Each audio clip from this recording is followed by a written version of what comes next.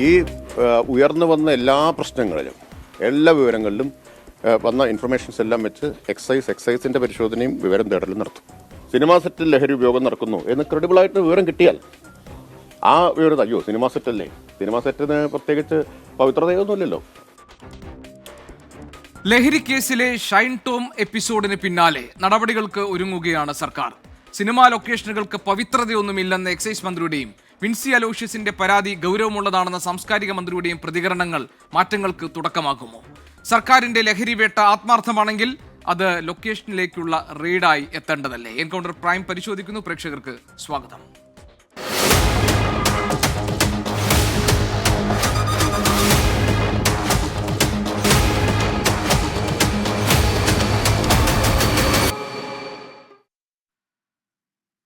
ചലച്ചിത്ര പ്രവർത്തകനും സംവിധായകനുമായ ശ്രീ ബൈജു കൊട്ടാരക്കര ചർച്ചയിൽ പങ്കെടുക്കാനുണ്ട്. ശ്രീ പല്ലിശ്ശേരി ഫിലിം ജേർണലിസ്റ്റ് ഈ ചർച്ചയിൽ ചേരുന്നു. അഭിഭാഷകൻ അഡ്വക്കേറ്റ് അജിത് ശാസ്തമംഗലം, അതോടൊപ്പം തന്നെ തിരക്കഥാകൃത്ത് ശ്രീ അഭിലാഷ് പിള്ള, അമ്മയുടെ അഡ്ഹോക് കമ്മിറ്റി അംഗം ശ്രീ വിനു മോഹൻ, അതോടൊപ്പം തന്നെ WCCയിലെ ശ്രീ ദീദി ദാമോദരൻ എന്നിവർ ടെലിഫോൺ ലൈനിൽ നമ്മളോടൊപ്പം ഈ ചർച്ചയിൽ പങ്കെടുക്കാൻ ഉണ്ടാകും. ശ്രീ ബൈജു കൊട്ടാരക്കര, ഇപ്പോൾ ഈ ഷൈൻ ടോം എപ്പിസോഡ് കഴിഞ്ഞ് തൊട്ടു പിന്നാലെ നടപടികളുമായി പോലീസ് എത്തുകയാണ്. ഇപ്പോൾ ഷൈനിന്റെ വീട്ടിലെത്തി നാളെ തന്നെ സ്റ്റേഷനിൽ ഹാജരാകാനുള്ള നോട്ടീസ് നൽകിയിട്ടുണ്ട്. എന്തുകൊണ്ടാണ് റെയ്ഡ് നടന്നപ്പോൾ ഷൈൻ അവിടെ നിന്ന് മുങ്ങിയത് എന്നാണ് പോലീസിന് അറിയാനുള്ളത്. ഇവിടെ ഷൈനിനെ കൊടുക്കാൻ മാത്രമുള്ള, അല്ലെങ്കിൽ ഷൈൻ കുറ്റവാളിയാണ്, കുറ്റക്കാരനാണെന്ന് കണ്ടെത്താൻ മാത്രമുള്ള എന്താണ് ഈ കേസിലുള്ളത് എന്നൊക്കെയാണ് ഷൈൻ ടോം ചാക്കോയുടെ പിതാവ് ചാക്കോ പോലീസിനോട് ചോദിച്ചതായി അറിയുന്നത്. ഇതിന് പിന്നിൽ വേട്ടയാടലുണ്ടോ എന്നതൊക്കെ പരിശോധിക്കുമെന്നാണ് അദ്ദേഹം പറയുന്നത്. ഏതായാലും ലഹരിയുമായി ബന്ധപ്പെട്ട്, ലഹരി ഉപയോഗവുമായി ബന്ധപ്പെട്ട് സിനിമാ ലൊക്കേഷനുകളിൽ, സെറ്റുകളിൽ ചില യുവനടന്മാർ അതിന് അടിമകളായി മാറിയിരിക്കുന്നു. അവരുടെ വിചിത്രമായ പെരുമാറ്റങ്ങൾക്ക് പിന്നിൽ ലഹരി ഉപയോഗമാണ്. അത് മറ്റ് ആക്ടേഴ്സിന്, സഹപ്രവർത്തകർക്ക്, ഒപ്പം അഭിനയിക്കുന്നവർക്ക് വലിയ ബുദ്ധിമുട്ടായി മാറുന്നു എന്നൊക്കെയുള്ള പരാതികൾ പല ഭാഗങ്ങളിൽ നിന്നും ഉണ്ടാകുന്നുണ്ട്. എന്തുകൊണ്ടാണ് അമ്മ എന്ന സംഘടനയ്ക്കോ സിനിമാ ലൊക്കേഷനിൽ കാര്യങ്ങൾ വെടിപ്പോടെ നടക്കുന്നുണ്ടെന്ന് ഉറപ്പുവരുത്തേണ്ട നിർമ്മാതാക്കളുടെ സംഘടനയ്ക്കോ ഒന്നും ഇതിൽ കാര്യമായ ഒരു ഇടപെടൽ സാധ്യമാകാതെ പോകുന്നത്? എന്തുകൊണ്ടാണ് അവർ ഉത്തരവാദിത്തത്തിൽ നിന്ന് മാറി നിൽക്കുന്നത്? ഗോപീഷ്ണ, നമ്മളൊക്കെ കുറച്ച് ദിവസങ്ങളായി കുറച്ച് ദിവസങ്ങളല്ല, കുറച്ച് നാളുകളായി ഹൈക്കോടതി വിധി അന്നൊരിക്കൽ ഹൈക്കോടതിയിൽ ഒരു വിധി വന്നിരുന്നു. സിനിമാ സെറ്റുകളിൽ ICC രൂപീകരിക്കണമെന്നൊരു വിധി വന്നിരുന്നു. അന്ന് തന്നെയുള്ള ചർച്ചകളിൽ ഞാൻ വളരെ ശക്തമായി എന്ന് പറഞ്ഞിരുന്നു, ഈ ICC എന്ന് പറയുന്നത് ഒരു തട്ടിപ്പ് സംഘമായിരിക്കും. യാതൊരു സംശയവുമില്ല. കാരണം ഓരോ സിനിമയ്ക്കകത്തും ഒരു സിനിമയുടെ ലൊക്കേഷനിൽ അതിൻ്റെ നിർമ്മാതാവും അതിൻ്റെ സംവിധായകനും ചേർന്ന് തീരുമാനിക്കുന്ന, അല്ലെങ്കിൽ അതിൻ്റെ പ്രൊഡക്ഷൻ കൺട്രോളും ചേർന്ന് തീരുമാനിക്കുന്ന 2-3 പേർ ചേർന്ന ഒരു സമിതി ഉണ്ടെങ്കിൽ ആ സമിതിയിലൊന്നും ഒരിക്കലും ഒരു കാര്യത്തിനും ഒരു തീരുമാനവും ഉണ്ടായില്ല. അതിന് യാതൊരു സംശയവുമില്ല. ഒന്നത്. രണ്ട്, അന്ന് ഷാജിയൻ കരുണിന്റെ നേതൃത്വത്തിൽ കേരള സർക്കാർ സിനിമയെ ഇപ്പോൾ ഉദ്ധരിക്കും എന്നൊക്കെ പറഞ്ഞൊരു സമിതിയൊക്കെ ഉണ്ടാക്കിയിരുന്നു. ആ സമിതിയുടെ തെളിവെടുപ്പൊക്കെ കേരളത്തിലെ എല്ലാ ജില്ലകളിലും എല്ലാ സംഘടനകളെയും നമുക്ക് തെളിവെടുത്തു. അന്ന് ഞങ്ങളൊരു നിർദ്ദേശം വെച്ചിരുന്നു. അന്ന് ഞാൻ വെച്ച നിർദ്ദേശം, ഞാനത് വളരെ വ്യക്തമായി പറഞ്ഞൊരു കാര്യം, ICC ഒഴിവാക്കണം. പകരം ഏത് സ്ഥലത്താണോ ഷൂട്ട് ചെയ്യുന്നത് ആ സ്ഥലത്തെ SHO, സ്റ്റേഷൻ ഹൗസ് ഓഫീസറും, അതേപോലെ തന്നെ ഗസറ്റർ റാങ്കിൽ കുറയാത്ത ഒരു വനിത ഉൾപ്പെടുന്ന പഞ്ചായത്തോ കോർപ്പറേഷനോ മുനിസിപ്പാലിറ്റിയോ തുടങ്ങി അവിടെ എവിടെയെങ്കിലും അങ്ങനെയുള്ള ഒരു വനിത, അല്ലെങ്കിൽ ഒരു റിട്ടയർഡ് ജഡ്ജി, ഇവരുൾപ്പെടെയുള്ള ഒരു സമിതി ആയിരിക്കണം ഇത് നിയന്ത്രിക്കേണ്ടത്. ഇല്ല കള്ളന്റെ കയ്യിൽ ത്വാക്കോലേൽപ്പിച്ച അവസ്ഥയിലേക്കാണ് ഇപ്പോൾ മാറിയിരിക്കുന്നത്. ICC എന്ന് തുടങ്ങിയോ അന്ന് മുതൽ ഈ സിനിമക്കാർക്ക് ഒന്നുകൂടെ സൗകര്യമായി ഇത് ചെയ്യാൻ. ഞാൻ പിന്നെ ഇന്നലെ പോലും നമ്മുടെ ചർച്ചയിൽ പറഞ്ഞൊരു കാര്യമുണ്ട്. ആ കാര്യം എന്ന് പറയുന്നത്, ഈ മലയാള സിനിമയിലെ കോടിക്കണക്കിന് രൂപയുടെ കുത്തൊഴുക്കുണ്ട് ഇപ്പോഴും. ഞാൻ ഇന്നലെ പറഞ്ഞ കാര്യം ഒന്നുകൂടി ഇന്ന് ആവർത്തിക്കുന്നു. അതായത് 1250 കോടി രൂപയോളം കഴിഞ്ഞ സാമ്പത്തിക വർഷം സിനിമയ്ക്ക് നഷ്ടം വന്നിട്ടുണ്ട് എന്നുണ്ടെങ്കിൽ ഏതാണ്ട് 20 ചിത്രങ്ങൾക്ക് മാത്രമാണ് കഴിഞ്ഞ വർഷം പണം തിരിച്ചു കിട്ടിയത്, മുടക്കുമുതലെങ്കിലും തിരിച്ചു കിട്ടിയത്. സൂപ്പർ ഹിറ്റ് എന്ന് പറയാവുന്ന ചിത്രങ്ങൾ വെറും 4 ചിത്രങ്ങളാണ്. അപ്പോ ഈ പറയുന്ന ഈ ഷൈൻ ടോം ചാക്കോയും ശ്രീനാഥ് ബാസിയും അതേപോലെ പ്രയാഗ മാർട്ടിനും ഒക്കെ ഉൾപ്പെടുന്ന ആ ഒരു ഗ്രൂപ്പ് ഉണ്ടല്ലോ, അവരൊക്കെ കഴിഞ്ഞ വർഷം ചെയ്തത് 8-9 സിനിമകളാണ്. അപ്പൊ ഇവരൊക്കെ ഇങ്ങനെ സിനിമ ചെയ്യുമ്പോൾ ഇവരുടെ ഒന്നും സിനിമകൾ തിയേറ്ററിൽ ഓടുന്നില്ല, ജനം കാണുന്നില്ല. പക്ഷേ ഇഷ്ടം പോലെ സിനിമ അവർക്കുണ്ട്, അവരെ പ്രൊമോട്ട് ചെയ്യാൻ ആളുണ്ട്. ഇപ്പൊ ഷൈൻ ടോം ചാക്കോ തന്നെ ഇന്നലെ മുതൽ അവിടുന്ന് ഇറങ്ങി ഓടിയതിനു ശേഷം ഷൈൻ്റെ ബ്രദർ പറഞ്ഞ എന്താണ്, മാരത്തൺ നടത്തിയതാണ്, കളിയാക്കുകയാണ് പുള്ളി, മാരത്തൺ നടത്തിയതാണ്. ഷൈൻ അത് കഴിഞ്ഞിട്ട് ഇൻസ്റ്റഗ്രാമിലൊക്കെ പോസ്റ്റ് ഇട്ടേക്കുന്നത് എന്താണ്, ഞാൻ റീൽസ് ചെയ്താണെന്ന്. ഇതാണ് പറഞ്ഞത്, ഏതോ വലിയ മരുന്ന് തലയ്ക്ക് പിടിച്ച് വിളവില്ലാതെ നടക്കുന്ന ഒരാളാണെന്ന് തോന്നുന്നു ഷൈൻ ടോം ചാക്കോ. ഇപ്പോ അയാളിപ്പോ തമിഴ്നാട്ടിലോട്ടെന്ന് പറയണു. ഇതിനെല്ലാം കാരണം നമ്മുടെ പോലീസിനെ തന്നെയാണ് കുറ്റം പറയേണ്ടത്, പോലീസിനെയും എക്സൈസിനെയും തന്നെയാണ് കുറ്റം പറയേണ്ടത്. കാരണം അവിടുന്ന് ഇറങ്ങി ഓടിയപ്പോ മൂക്കിൻ തുമ്പത്തുണ്ടായിരുന്ന ഷൈൻ ടോം ചാക്കോയെ പിടിക്കാൻ എത്ര ബുദ്ധിമുട്ട് എന്തായിരുന്നു പോലീസിന്? 2 മണിക്കൂറോ 3 മണിക്കൂറോ കൊണ്ട് ഇവിടുത്തെ എത്രയോ വലിയ വലിയ കേസുകൾ പോലീസ് തെളിയിച്ചിരിക്കുന്നു. കേരള പോലീസ് മിടുക്കന്മാരല്ലേ? ഇന്ത്യയിലെ തന്നെ നമ്പർ 1 പോലീസാണല്ലോ നമ്മുടെ പോലീസ്. അപ്പോ വേണ്ട എന്ന് വെക്കുന്നതായിരിക്കാം. അങ്ങനെ വേണമെന്ന് വെച്ചിരുന്നെങ്കിൽ ഈ ഷൈൻ ടോം ചാക്കോയെ ഇന്നലെ തന്നെ അറസ്റ്റ് ചെയ്യാമായിരുന്നു, തെളിവോടെ കയ്യിൽ പിടിക്കാമായിരുന്നു. അല്ല, ഞാൻ ചോദിക്കുന്നത് ശ്രീ ബൈജു കൊട്ടാരക്കര, ഇതിപ്പോൾ ഷൈൻ ടോം ചാക്കോ റീൽസ് ഉണ്ടാക്കുകയായിരുന്നു, അതോ ഷൈൻ ടോം ചാക്കോ ഏതെങ്കിലും മാരത്തണിന്റെ റിഹേഴ്സൽ എടുക്കുകയായിരുന്നു?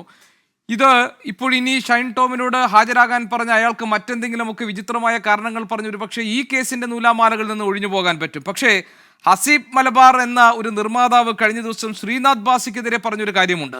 ശ്രീനാഥ് ബാസി എങ്ങനെയാണ് ഈ 58 ദിവസം സെറ്റിലെത്താതെ ലഹരി കൊടുത്തിട്ടില്ല, എത്തിച്ചു നൽകിയില്ല എന്നതിൻ്റെ കാരണം പറഞ്ഞുകൊണ്ട് സെറ്റിൽ നിന്ന് മാറി നിന്നത്? എങ്ങനെയാണ് ഈ പല യുവ നടന്മാരും ലഹരി എന്നത് അവർക്ക് തുകയ്ക്കൊപ്പം ഉറപ്പുവരുത്തേണ്ട ഒരു വസ്തുവായി നിർമ്മാതാക്കൾക്ക് മുന്നിൽ നിബന്ധനയായി വെക്കുന്നത്? ഇതൊക്കെ ഇപ്പോഴാണ് പലരും തുറന്നു പറയുന്നത്.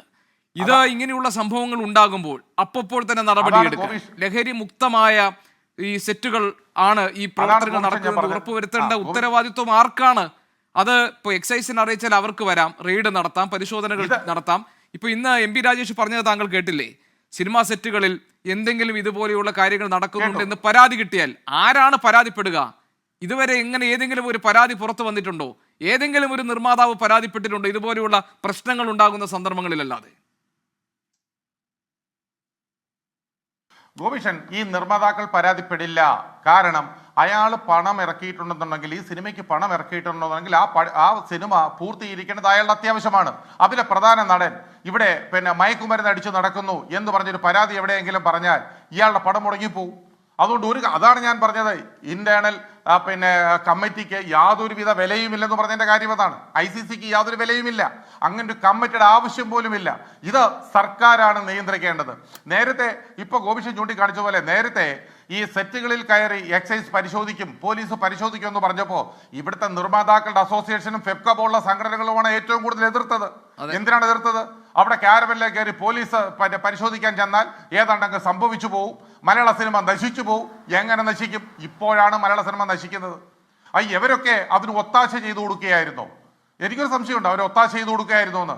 അതുപോലെ തന്നെ ഈ ശ്രീനാഥ് ബാസിക്കും ഈ പറയുന്ന ഷൈൻ ടോം ചാക്കോയ്ക്കുമെതിരെ നേരത്തെ ആരോപണങ്ങൾ വന്നപ്പോൾ അവരെ സിനിമകളിൽ നിന്ന് അകറ്റി നിർത്തണമെന്ന് പറഞ്ഞപ്പോഴും ഈ ഫെഫ്കയുടെ സംഘടനയുടെ നേതാക്കളൊക്കെ അന്ന് പറഞ്ഞത് എന്താ?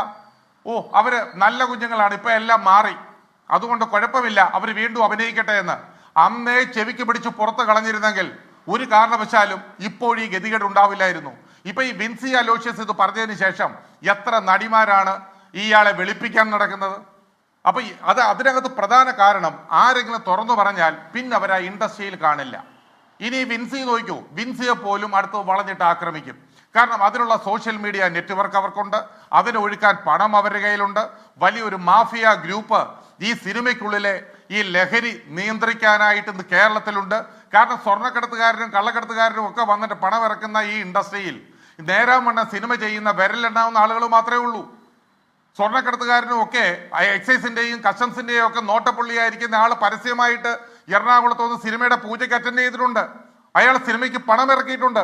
ഇവിടുത്തെ സംഘടനാ നേതാക്കൾ ആ സിനിമ ഡയറക്റ്റ് ചെയ്തിട്ടുണ്ട്. ഇതൊക്കെ കേരളത്തിൽ നടന്ന കാര്യങ്ങളാണ്. അവിടെ ഒന്നും പോലീസിന് ഒരു നോട്ടവും ഇല്ല. ഷൈൻ ടോം ചാക്കോയ്ക്ക് 2015 4 പേരോടൊപ്പം ഈ പറയുന്ന കൊക്കൈൻ ഉൾപ്പെടെ അറസ്റ്റ് ചെയ്തിട്ട് കോടതിയിൽ ആ വിധി ഗോപീഷം വായിച്ചു കാണുമല്ലോ. ആ വിധിയിൽ കോടതി നിശ്ചിതമായി പോലീസിനെ വിമർശിച്ചിരിക്കുന്നു. പണ്ട് നമുക്കൊരു മന്ത്രി ഉണ്ടായിരുന്നു, ഇതേപോലെ ഒരു കഞ്ചാവ് കേസിൽ അല്ല, പണ്ട് രാജു ഒരു കഞ്ചാവ് കേസിൽ ഒരു വിദേശിയുടെ ഷഡ് കോടതിയിൽ നിന്ന് അടിച്ചു മാറ്റി തുന്നി ചെറുതാക്കി കൊടുത്തിട്ട് ആ വിദേശിയെ ഇവിടുന്ന് പറഞ്ഞു വിട്ടതുപോലെ ഈ ഷൈൻ ടോം ചാക്കോയുടെയും ഈ 2015 പിടിക്കപ്പെട്ട കേസ് കോടതി വന്നപ്പോ ഒരു തെളിവുമില്ല. നമ്മുടെ പോലീസ് പിന്നെ എന്താ നോക്കിക്കൊണ്ടിരിക്കുകയായിരുന്നു? ഇവരെന്താണ് കറക്റ്റായിട്ട് ഈ കാര്യങ്ങൾ കൊടുക്കാതിരുന്നത്? ശരി, നിയമപരമായ വഴി അപ്പൊ അതിന്റെ കാരണം അജിത് സാറിന്റെ അടുത്തേക്ക് ഒന്ന് പോയിട്ട് വരാം. അഡ്വക്കേറ്റ് അജിത് ശാസ്ത്രമംഗലം, പണം എണ്ണി കൊടുത്താൽ ഏത് പോലീസും വീഴും എന്ന് അഡ്വക്കേറ്റ് അജിത് ശാസ്ത്രമംഗലം സർ, ഈ ഷൈൻ ടോം ചാക്കോ അടക്കം 8 പ്രതികൾ കുറ്റവിമുക്തരാക്കപ്പെട്ട ആ പഴയ കൊക്കെയിൻ കേസിൽ ഇനി എന്തെങ്കിലും ചെയ്യാൻ പറ്റുമോ?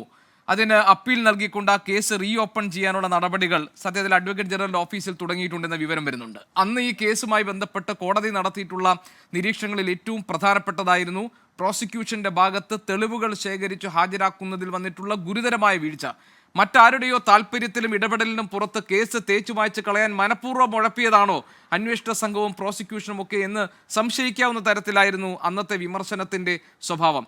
ഇന്നിപ്പോൾ സമാനമായ രീതിയിൽ ഷൈൻ ടോം ചാക്കോ ലഹരി ഉപയോഗിക്കുകയോ ലഹരി കൈവശം വെക്കുകയോ ലഹരി ഉപയോഗിച്ച് നിൽക്കുകയോ ചെയ്യുന്ന ഒരു അവസ്ഥയിലാണോ അയാൾ അവിടെ നിന്ന് ചാടി ഓടി 2ാം നില കെട്ടിടത്തിന്റെ ഷീറ്റിലേക്ക് ചാടി പിന്നീട് സ്വിമ്മിംഗ് പൂളിൽ ഇറങ്ങി നീന്തി ഓടി രക്ഷപ്പെട്ടതെന്ന് നമുക്ക് കണ്ടെത്താൻ കഴിഞ്ഞിട്ടില്ല.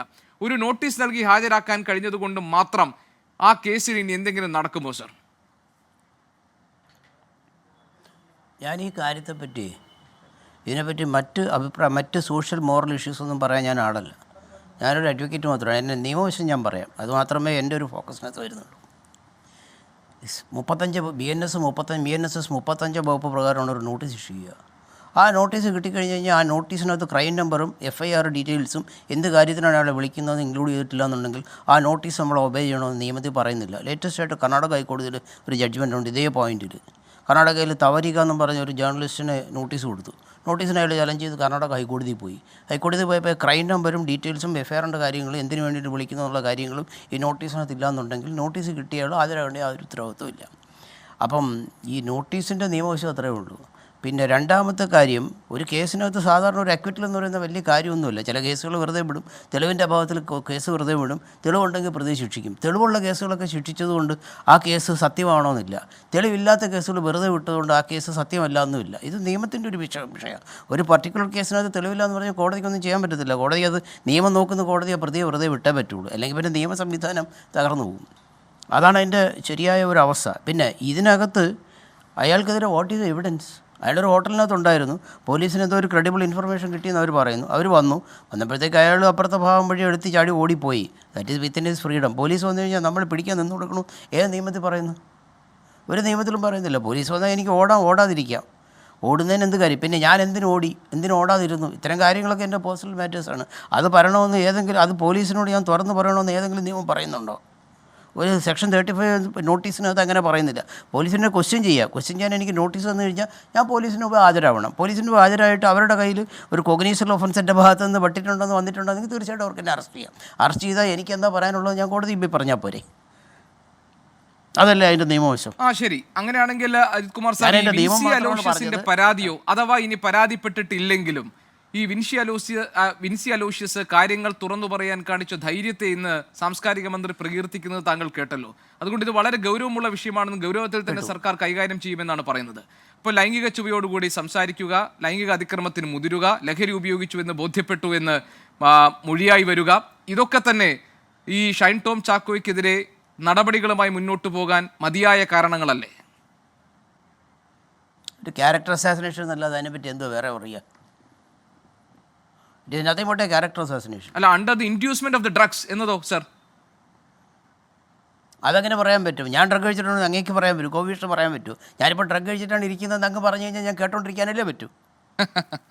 ഓക്കെ. അൺലെസ് എൻ്റെ ബ്ലഡ് ടെസ്റ്റ് നടത്തുക. ഇപ്പോൾ ഒരുപാട് ശാസ്ത്രീയമായിട്ട് ഒരുപാട് ഡെവലപ്പ് ചെയ്ത് എൻ്റെ ഒരു മുടിയുടെ ഒരു റൂട്ട് കിട്ടിയാൽ മതി ഡ്രഗ് ഉണ്ടോ ഇല്ലെന്ന് കണ്ടുപിടിക്കുക. ഇപ്പോൾ കോവിഷ്ണ പറയാണ് ഞാൻ ഡ്രഗ് കഴിച്ചിരിക്കുകയാണെന്ന് പറയും, ഞാൻ പെട്ടുപോകത്തില്ല ഉള്ളൂ. അതൊരു കാര്യമാണോ? It's not evidence. അത് ആ രീതിയിലൊന്നും നമ്മളൊരു കാര്യത്തെ, because I am a lawyer, ഞാനൊരു വക്കീൽ എന്നുള്ള നിലയിൽ അതിനെ സമീപിക്കാൻ പാടുള്ളൂ. അതാണ് എൻ്റെ ശരിയും. അല്ലാതെ അതിൻ്റെ മോറൽ ഇൻ്റലക്ച്വൽ ഇഷ്യൂസ് മറ്റുള്ള ആൾക്കാരെ പറ്റി ഒരു ജഡ്ജ്മെൻറ്റ് പറയുക, ഇതൊന്നും ഒരു വക്കീലിൻ്റെ തൊഴിലല്ല, നമ്മളത് ചെയ്യാനും പാടില്ല. അപ്പോൾ അതുകൊണ്ട് ഞാൻ പറഞ്ഞത് ഇറ്റ് ഈസ് നത്തിങ് ബട്ട് അതൊരു ഏറെ നിൽക്കുന്ന ഒരു അലിഗേഷൻ മാത്രമല്ലേ ആ ലേഡിയുടെ. തീർച്ചയായിട്ടും ക്രൈമാണ്. ആ ക്രൈമിനകത്ത് പെട്ട ആൾക്ക് തീർച്ചയായിട്ടും ക്രൈമാണ്. ആ ക്രൈം അതിൻ്റെ പ്രൊസീജിയറിൽ കൂടി പോയെങ്കിലേ പറ്റൂ. ഇപ്പോൾ ഗോപീഷ എന്നെ കുത്തിക്കൊന്നു കഴിഞ്ഞാൽ നാളെ ഗോപീഷ തൂക്കാൻ വിധിക്കാൻ പറ്റുമോ? ഇല്ലല്ലോ. അതിന് അതിൻ്റെതായ പ്രൊസീജിയേഴ്സ് ഇല്ലേ, അതിൻ്റെതായിട്ടുള്ള നിയമവ്യവസ്ഥകളില്ലേ, ആ രീതിയിൽ മാത്രമല്ലേ അത് ചെയ്യാൻ പാടുള്ളൂ. അത് അതായത് മാത്രമേ പാടുള്ളൂ. അത് അജിത് സാർ, താങ്കൾ പറയുന്നത് നിലവിലെ ഇപ്പോൾ ഈ കൊക്കെയിൻ കേസിന്റെ കാര്യത്തിൽ കേസ് അപ്പീലുമായിട്ട് പോകുന്നു, അത് വേറെ തന്നെ അന്വേഷണത്തിൽ പോകുന്നു. ഈ പോലീസിനെ കണ്ട് ഹോട്ടലിൽ നിന്ന് രണ്ടാം നിലയിൽ നിന്ന് എടുത്തു ചാടി ഓടിയ ഷൈൻ ടോം ചാക്കോയ്ക്കെതിരെയോ ഈ വിൻസി അലോഷ്യസിന്റെ പരാതിയുടെ പേരിലോ നിലവിൽ എന്തെങ്കിലും കുറ്റം ചാർത്താനോ അല്ലെങ്കിൽ അയാളെ പൂട്ടാനോ പോലീസിന്റെ കയ്യിൽ ഒന്നുമില്ല. നോട്ടീസ് സെർവ് ചെയ്യുക എന്ന് പറയുന്നത് ചോദ്യം ചെയ്യുന്നതിന്റെ ഭാഗമായി മാത്രമുള്ള ഒരു ഫോർമൽ നടപടി മാത്രമാണ്, അതിനപ്പുറത്തൊന്നുമില്ല. അങ്ങനെയാണോ സർ? തീർച്ചയായിട്ടും അതെ. കാരണം ഒന്ന് ഒരു പക്ഷേ ഇപ്പോൾ എനിക്ക് പറയാം, ഷൈൻ ടോം ചാക്കോ അവിടെ അയാളുടെ കയ്യിൽ പൊസഷനിൽ ഡ്രഗ് ഉണ്ടായിരുന്നു, അയാൾ ഡ്രഗ് കഴിച്ചിരുന്നു, ഇതൊക്കെ എനിക്ക് പറയാം. പക്ഷേ that is only in the area of an allegation. അതിൻ്റെ അപ്പുറത്തോട്ട് അതിനൊന്നുമില്ല. അതിനപ്പുറത്തോട്ട് ഒരു കോടതിയിൽ സ്റ്റാൻഡ് ചെയ്യുന്ന ഒരു കേസുണ്ടോ, ഒരു FIR ഉണ്ടോ, ഒരു ക്രൈം കേസുണ്ടോ? ഇല്ലല്ലോ. ശരി, ഞാൻ വരാം സർ.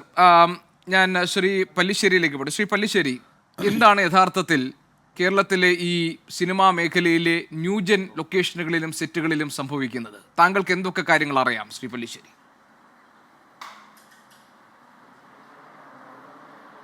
ഇത് ന്യൂജൻ പ്രശ്നം മാത്രമല്ല, ഇതിൻ്റെ ലഹരിയുടെ ഉപയോഗം തുടങ്ങിയിട്ട് വർഷങ്ങളായി. അത് കാലാകാലങ്ങളിൽ അതിന് മാറ്റം വന്നുകൊണ്ടിരിക്കുന്നു. ഇവിടെ ലഹരി വിറ്റ് കാശുണ്ടാക്കിയ സിനിമയിലെ ആൾക്കാരുണ്ട്, ഇപ്പോഴും വിറ്റുകൊണ്ടിരിക്കുന്നവരുണ്ട്. ഇത് ഭരണാധികാരികൾക്കറിയാം, സിനിമക്കാർക്കറിയാം, ഇത് വിൽക്കുന്നവനും വാങ്ങുന്നവനും ഉപയോഗിക്കുന്നതെല്ലാം അറിയാം. ഇതൊരു പുകമുഖം സൃഷ്ടിച്ചുകൊണ്ടിരിക്കുകയാണ് കാലാകാലങ്ങളിൽ. ഇപ്പം എന്താ സംഭവിച്ചിരിക്കുന്നത്? ഇപ്പം വിൻസി അലൂഷ്യസ് പറഞ്ഞൊരു പരാതി, ആ പരാതി എവിടെ പറഞ്ഞിരിക്കുന്നു? ഇത് പോലീസ് സ്റ്റേഷനിലെ പോലീസിലല്ല ആദ്യം പരാതി പറഞ്ഞിട്ടുണ്ട്. അവരുടെ സംഘടന ഫിലിം ചേമ്പറിൽ പറഞ്ഞിരിക്കുന്നു, അമ്മയിൽ പറഞ്ഞിരിക്കുന്നു. അപ്പോൾ അതുവരെ അവരൊരിക്കലും ഷൈൻ ടോം ചാക്കോയുടെ പേര് പറഞ്ഞിരുന്നില്ല. ഇപ്പം ഞങ്ങൾ കഴിഞ്ഞ ദിവസങ്ങൾ ചർച്ച ചെയ്യുമ്പോഴും ഈ പേര് ഒരുപക്ഷെ അവരവസാനം അഭിനയിച്ച ചിത്രത്തിൽ ഈ രണ്ട് പേരും ഒരുമിച്ച് അഭിനയിച്ചിട്ടുണ്ട്. അതിൻ്റെ പേരിൽ ഞങ്ങൾ കണക്ക് കൂട്ടി ഇവരായിരിക്കാം. ഇവർ ഷൈം ആണെന്ന് പറയുമ്പോൾ തന്നെ നമ്മൾ വേറൊരു കാര്യം കൂടി ഇപ്പോൾ ചിന്തിക്കണം. ഈ അടുത്ത കാലത്ത് ഷൈമിനെ വെറുതെ വിട്ടിരിക്കുകയാണ് കേസ്. അത് ഹൈക്കോടതി പറഞ്ഞു എന്ന് പറഞ്ഞാൽ ശരി, ഇത് എന്തൊക്കെയോ പ്രശ്നങ്ങളുണ്ട് എന്ന് പറയുമ്പോൾ തന്നെ നേരത്തെ അജിത് വക്കീൽ പറഞ്ഞ പോലെ തെളിവിൻ്റെ അടിസ്ഥാനത്തിലാണ് പ്രതിയെ ശിക്ഷിക്കുന്നതും വെറുതെ വിടുന്നു വരും. അപ്പോൾ വെറുതെ വിട്ട ഒരാളിൽപ്പെട്ടാണ് ഷൈൻ ഇപ്പോൾ എടുക്കുന്നത്. അങ്ങനെയുള്ള ഷൈൻ്റെ പേരിലാണ് ഇപ്പോൾ ഈ കേസ് വന്നിരിക്കുന്നത്. ഈ കേസ് വന്നാൽ ഈ കേസ് വിൻസി കൊടുത്ത കേസാണെങ്കിൽ നിലനിൽക്കുകയില്ല എന്ന് 100% ഉറപ്പിച്ച് പറയാൻ കഴിയും. കാരണം എന്താ?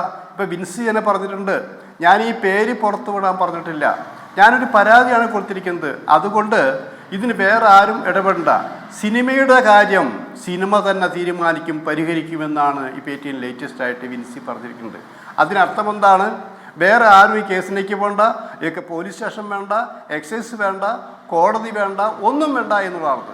അതാ സിനിമാ കമ്പനി, സിനിമയുടെ സംഘടനക്കാർ എന്ത് തീരുമാനിക്കുമോ ആ തീരുമാനം അനുസരിച്ചുകൊണ്ട് വിൻസി അടക്കമുള്ള മുന്നോട്ട് പോകും എന്നാണ് പറഞ്ഞതിന് ചുരുക്കം. പക്ഷേ ഇവിടെ നമുക്കെന്താ വേണ്ടത്? ഈ ഷൈൻ ടോം ചാക്കോ ഇത് കൈവശം വെച്ചിട്ടുണ്ടോ, അത് പിടിച്ചെടുത്തിട്ടുണ്ടോ, അല്ലെങ്കിൽ ഉപയോഗിച്ചിട്ടുണ്ടോ എന്ന് മനസ്സിലാക്കണം, കണ്ടുപിടിക്കാൻ കഴിയണം. അത് ഇതുവരെ കഴിഞ്ഞിട്ടില്ല. അത് കണ്ടുപിടിക്കാൻ പറ്റാത്ത കാലം വരെ നമുക്കൊരാളെ കുറ്റപ്പെടുത്താൻ പറ്റില്ല. പിന്നെ ഇത് സിനിമാ രംഗത്ത് ഈ ഒരാൾ മാത്രമല്ല, ആണും പെണ്ണുമല്ല. ഞാൻ വർഷങ്ങൾക്ക് മുമ്പ് തന്നെ പരസ്യമായിക്കൊണ്ട് എഴുതിയിട്ടുള്ളതാണത്. ഇത് സിനിമാ രംഗത്ത് ആണും പെണ്ണും, അതിന് ന്യൂജനൊന്നുമില്ല. പലരും ഇത് ഉപയോഗിക്കുന്നുണ്ട്. പലരും ഉപയോഗിക്കും വെച്ചാൽ, ഞാൻ കഴിഞ്ഞ ദിവസം ഒരു ചാനലിൽ ഞാൻ വളരെ വ്യക്തമായിട്ട് പറഞ്ഞു, ഈ നടി ആക്രമിക്കപ്പെട്ട കേസ് ഇങ്ങനെ ദ്രുതഗതിയിൽ പോയിക്കൊണ്ടിരിക്കുമ്പോൾ തന്നെ മലയാളത്തിലെ ഒരു നർത്തകിയും പ്രമുഖ നടിയുമായി അവരെ ആലപ്പുഴ നല്ല 5 സ്റ്റാർ ഹോട്ടലിൽ താമസിക്കുന്ന അവസരത്തിൽ അവർ ശരിക്കും ലഹരി ഉപയോഗിച്ച് ബോധമില്ലാതെ ഒരു മുറിയിൽ, തനിച്ചൊരു മുറിയിൽ നമ്മൾ എങ്ങനെ സ്വതന്ത്രമായി കിടക്കുന്നുവോ അങ്ങനെ സ്വതന്ത്രമായി കിടന്നു, വാതിൽ അടയ്ക്കാതെ എന്നാലോചിക്കണം. ഇവിടെ അതിൻ്റെ റൂം ബോയ് വന്നോ, അത് കൊണ്ടുവന്നപ്പോൾ കണ്ട കാഴ്ച കണ്ണിന് സുഖകരമായ കാഴ്ചയായിരുന്നു. ആ കാഴ്ചയുടെ പേരിൽ അയാളതെല്ലാം ആസ്വദിച്ചു എന്നാണ് പറഞ്ഞത്. പിറ്റേ ദിവസം ഇതവിടെ പോലീസ് കേസ് രജിസ്റ്റർ ചെയ്തിട്ടുള്ളതാണ്. ആ കേസ് രജിസ്റ്റർ ചെയ്തിട്ടുണ്ട്. അതിൻ്റെ FIR ഞാൻ അന്ന് എടുത്തിട്ടുള്ളതായിരുന്നു വർഷങ്ങൾക്ക് മുൻപ്. പക്ഷേ ആ കേസ് എവിടെ പോയെന്നറിയില്ല, അത് പരാതിക്കാരിയില്ല. ഇങ്ങനെ നിരന്തരമായിട്ട് ഇത് ഉപയോഗിക്കുന്ന, ലഹരി ഉപയോഗിക്കുന്ന നടികളുണ്ട്, സംവിധായകരുണ്ട്, നടന്മാരുണ്ട്, സിനിമയിലെ എല്ലാ വിഭാഗത്തിൽപ്പെട്ടവരുമുണ്ട്. സത്യമാണത്. എന്തിനാണ് നമ്മളിപ്പോൾ നടി ആക്രമിക്കപ്പെട്ട കേസിലെ 1-ാം പ്രതി സ്ഥാനത്ത് നിൽക്കുന്ന മാന്യ വ്യക്തിയുടെ പേര് വളരെ എപ്പോഴും പറഞ്ഞു കേട്ടിട്ടുള്ളതാണ്. സെറ്റിൽ പിന്നെ നായക നടന്മാരുടെ ഒക്കെ ഇതെല്ലാം സപ്ലൈ ചെയ്തിരുന്നു എന്ന് അന്നൊരു വാർത്ത ഉണ്ടായിരുന്നു. ഞങ്ങളുടെ കയ്യിൽ എനിക്ക് തെളിവില്ലാത്തത് കൊണ്ട് മാത്രമാണ് ഞാൻ അതിൻ്റെ പുറകെ പോകാതിരുന്നത്. പിന്നെ നമ്മൾ ആലോചിക്കുക, ഇത് ആർക്കാ നിയന്ത്രിക്കാൻ പറ്റുക? 2 കാര്യങ്ങൾ. ഇപ്പോൾ ഷൈൻ ടോം ചാക്കോ രക്ഷപ്പെട്ടെങ്കിൽ ഈ പറഞ്ഞ ഹോട്ടൽ എനിക്കറിയാവുന്നതാണ്. ആ ഹോട്ടലിൽ നിന്ന് എങ്ങനെ വെറുതെ പോലീസ് അറിയാതെ എക്സൈസ് അറിയാതെ രക്ഷപ്പെടാൻ പറ്റില്ല. പിന്നെ എങ്ങനെ രക്ഷപ്പെട്ടു? അത് പരിശോധിക്കേണ്ടതല്ലേ? അപ്പോൾ ഭരിക്കുന്ന പാർട്ടികളിൽ സ്വാധീനമുണ്ടെങ്കിൽ അത് സിനിമാക്കാർക്ക് പ്രത്യേകിച്ചുണ്ട്. നിങ്ങൾ ഒരു കാര്യം മനസ്സിലാക്കേണ്ട, സിനിമാ ലൊക്കേഷനിൽ അഭിനയിക്കാൻ നിൽക്കുന്നുള്ളിൽ വലിയ പോലീസ് ഓഫീസർമാരടക്കം അഭിനയിക്കാൻ ചെല്ലുന്നുണ്ട്. അവരൊക്കെ നിൽപ്പ് കാണുമ്പോൾ നമുക്ക് ദയനീയമായി വളരെ സങ്കടം തോന്നും. അതുമാതിരി ഓച്ചാനിച്ച് ഒരു ചെറിയ റോളിന് വേണ്ടി ഓച്ചാനിച്ച് നിൽക്കുന്ന എത്രയോ പോലീസ് ഉദ്യോഗസ്ഥന്മാരെ ഞാൻ കണ്ടിട്ടുണ്ട്. അവരൊക്കെ ആ തെറ്റ് ചെയ്യുക, ഈ സിനിമക്കാർ തെറ്റ് ചെയ്യുമ്പോൾ അവരപ്പോൾ എന്താ ചെയ്യുക? സഹായമല്ലേ ചെയ്തു കൊടുക്കുള്ളൂ. ഈ സഹായം ചെയ്തു കൊടുക്കുന്ന ഒരു തലത്തിലേക്കാണ് ഈ രാജ്യം എത്തിച്ചേർന്നിരിക്കുന്നത്. പിന്നെ ഈ ഷൈനിൻ്റെ പുറകിൽ എല്ലാവരുടെയും പുറകെ സ്വാധീനമുണ്ട്. സിനിമ എന്ന് കേട്ടാൽ അന്ധമായി വിശ്വസിക്കുന്ന ഈ ഭരണകൂടത്തിൽ തന്നെ കുറേ പേരുണ്ട്. സിനിമ എന്ന് പറഞ്ഞാൽ അത് വലിയ പ്രത്യേകത. അവരെ ചേർത്ത് നിർത്തിക്കൊണ്ട് എല്ലാ സപ്പോർട്ടും ചെയ്യുന്നതാണ്. ഇവിടെ നമ്മൾ കണ്ടുവരുന്ന എല്ലാ കാര്യങ്ങളും അങ്ങനെ തന്നെയല്ലേ? അങ്ങനെ വരുമ്പോൾ ഈ അന്വേഷിക്കുന്ന കേസ് ആരാ? എക്സൈസാണ്, പോലീസാണ്. ഇത് ആരുടേതാണത്? ഇത് സ്റ്റേറ്റിൻ്റെയാണ്, ഭരിക്കുന്നവരുടെയാണത്. ഇത് മുകളിൽ നിന്ന് ഒരു ഉത്തരവാദം വന്നു കഴിഞ്ഞാൽ അല്ലെങ്കിൽ ഒരു രാഷ്ട്രീയ പാർട്ടി നേതാവ് വിളിച്ച് പറഞ്ഞാൽ ഇല്ലാതായ്മയുള്ളൂ. അത് പാവം പോലീസുകാരെയും എക്സൈസ് ഉദ്യോഗസ്ഥന്മാരെയും കുറ്റം പറഞ്ഞിട്ട് കാര്യമില്ല. താങ്കൾ നമുക്ക് എല്ലാ സംവിധാനങ്ങളെയും ഇങ്ങനെ സംശയത്തോടെ നോക്കിക്കൊണ്ട് ഈ പ്രശ്നത്തെ അഡ്രസ്സ് ചെയ്യാൻ കഴിയില്ലല്ലോ. ഇപ്പോൾ പോലീസുകാർ അവരിവരെ പിടിക്കില്ല, എക്സൈസുകാർ ഇവരെ തൊടാൻ മടിക്കും, രാഷ്ട്രീയക്കാർ ഇവരുടെ സ്വാധീന വലയത്തിലാണ്. അതുകൊണ്ട് അനസ്യൂതം ഈ സെറ്റുകളിലും ലൊക്കേഷനുകളിലും ഒക്കെ ഈ കഞ്ചാവായാലും അത് സിന്തറ്റിക് ഡ്രഗ് ആയാലും ഇതൊക്കെ അനസ്യൂതം കൈമാറ്റം ചെയ്യപ്പെടുകയും ഉപയോഗിക്കുന്നവർ ഉപയോഗിക്കുകയും അത് എല്ലാ കാലത്തും മറച്ചു വയ്ക്കപ്പെടുകയും ചെയ്യും എന്നും കരുതിയാൽ ഈ പ്രശ്നം ഒരിക്കലും പരിഹരിക്കാൻ പോകുന്നില്ലല്ലോ. ഇപ്പോൾ നിർമ്മാതാക്കളുടെ സംഘടനയുണ്ട്. ഒരു ലൊക്കേഷനിലെ നടക്കുന്ന മുഴുവൻ കാര്യങ്ങളുടെയും ഉത്തരവാദിത്വം എന്ന് പറയുന്നത് ആ സിനിമയുടെ നിർമ്മാതാവിനാണ്. അദ്ദേഹത്തിന് പരാതിപ്പെടാം. ഇപ്പോൾ ഒരു നിർമ്മാതാവ് പറഞ്ഞിരിക്കുന്നു, ശ്രീനാഥ് ഭാസിക്കെതിരെ ആരോപണം ഉന്നയിച്ചിരിക്കുന്നു. ഈ കഞ്ചാവ് കൊടുക്കാത്തതിൻ്റെ പേരിൽ, ലഹരി കൊടുക്കാത്തതിൻ്റെ പേരിൽ അയാൾ 58 ദിവസം ഷൂട്ടിങ്ങിന് വന്നിട്ടില്ല, ലൊക്കേഷനിൽ വന്നിട്ടില്ല എന്നാണ്. മറ്റൊരാൾ പറയുന്നു, ഇപ്പോൾ തിരക്കഥാകൃത്ത് അഭിലാഷ് പിള്ള പറയുന്നു, ലഹരി ഉപയോഗിക്കുന്ന ആളുകളെ വെച്ച് സിനിമ ചെയ്യില്ല, അവർക്കൊപ്പം പ്രവർത്തിക്കാൻ കഴിയില്ല എന്ന് പറഞ്ഞു. അപ്പോൾ ഇതുപോലെ സംഘടനയ്ക്കകത്ത് നിന്ന്, സംവിധാനത്തിനകത്ത് നിന്ന് ഇതുപോലെ ഉറച്ച തീരുമാനങ്ങൾ എടുത്താൽ നിയന്ത്രിക്കാവുന്നതല്ലേ ഉള്ളൂ ഈ പ്രശ്നങ്ങൾ.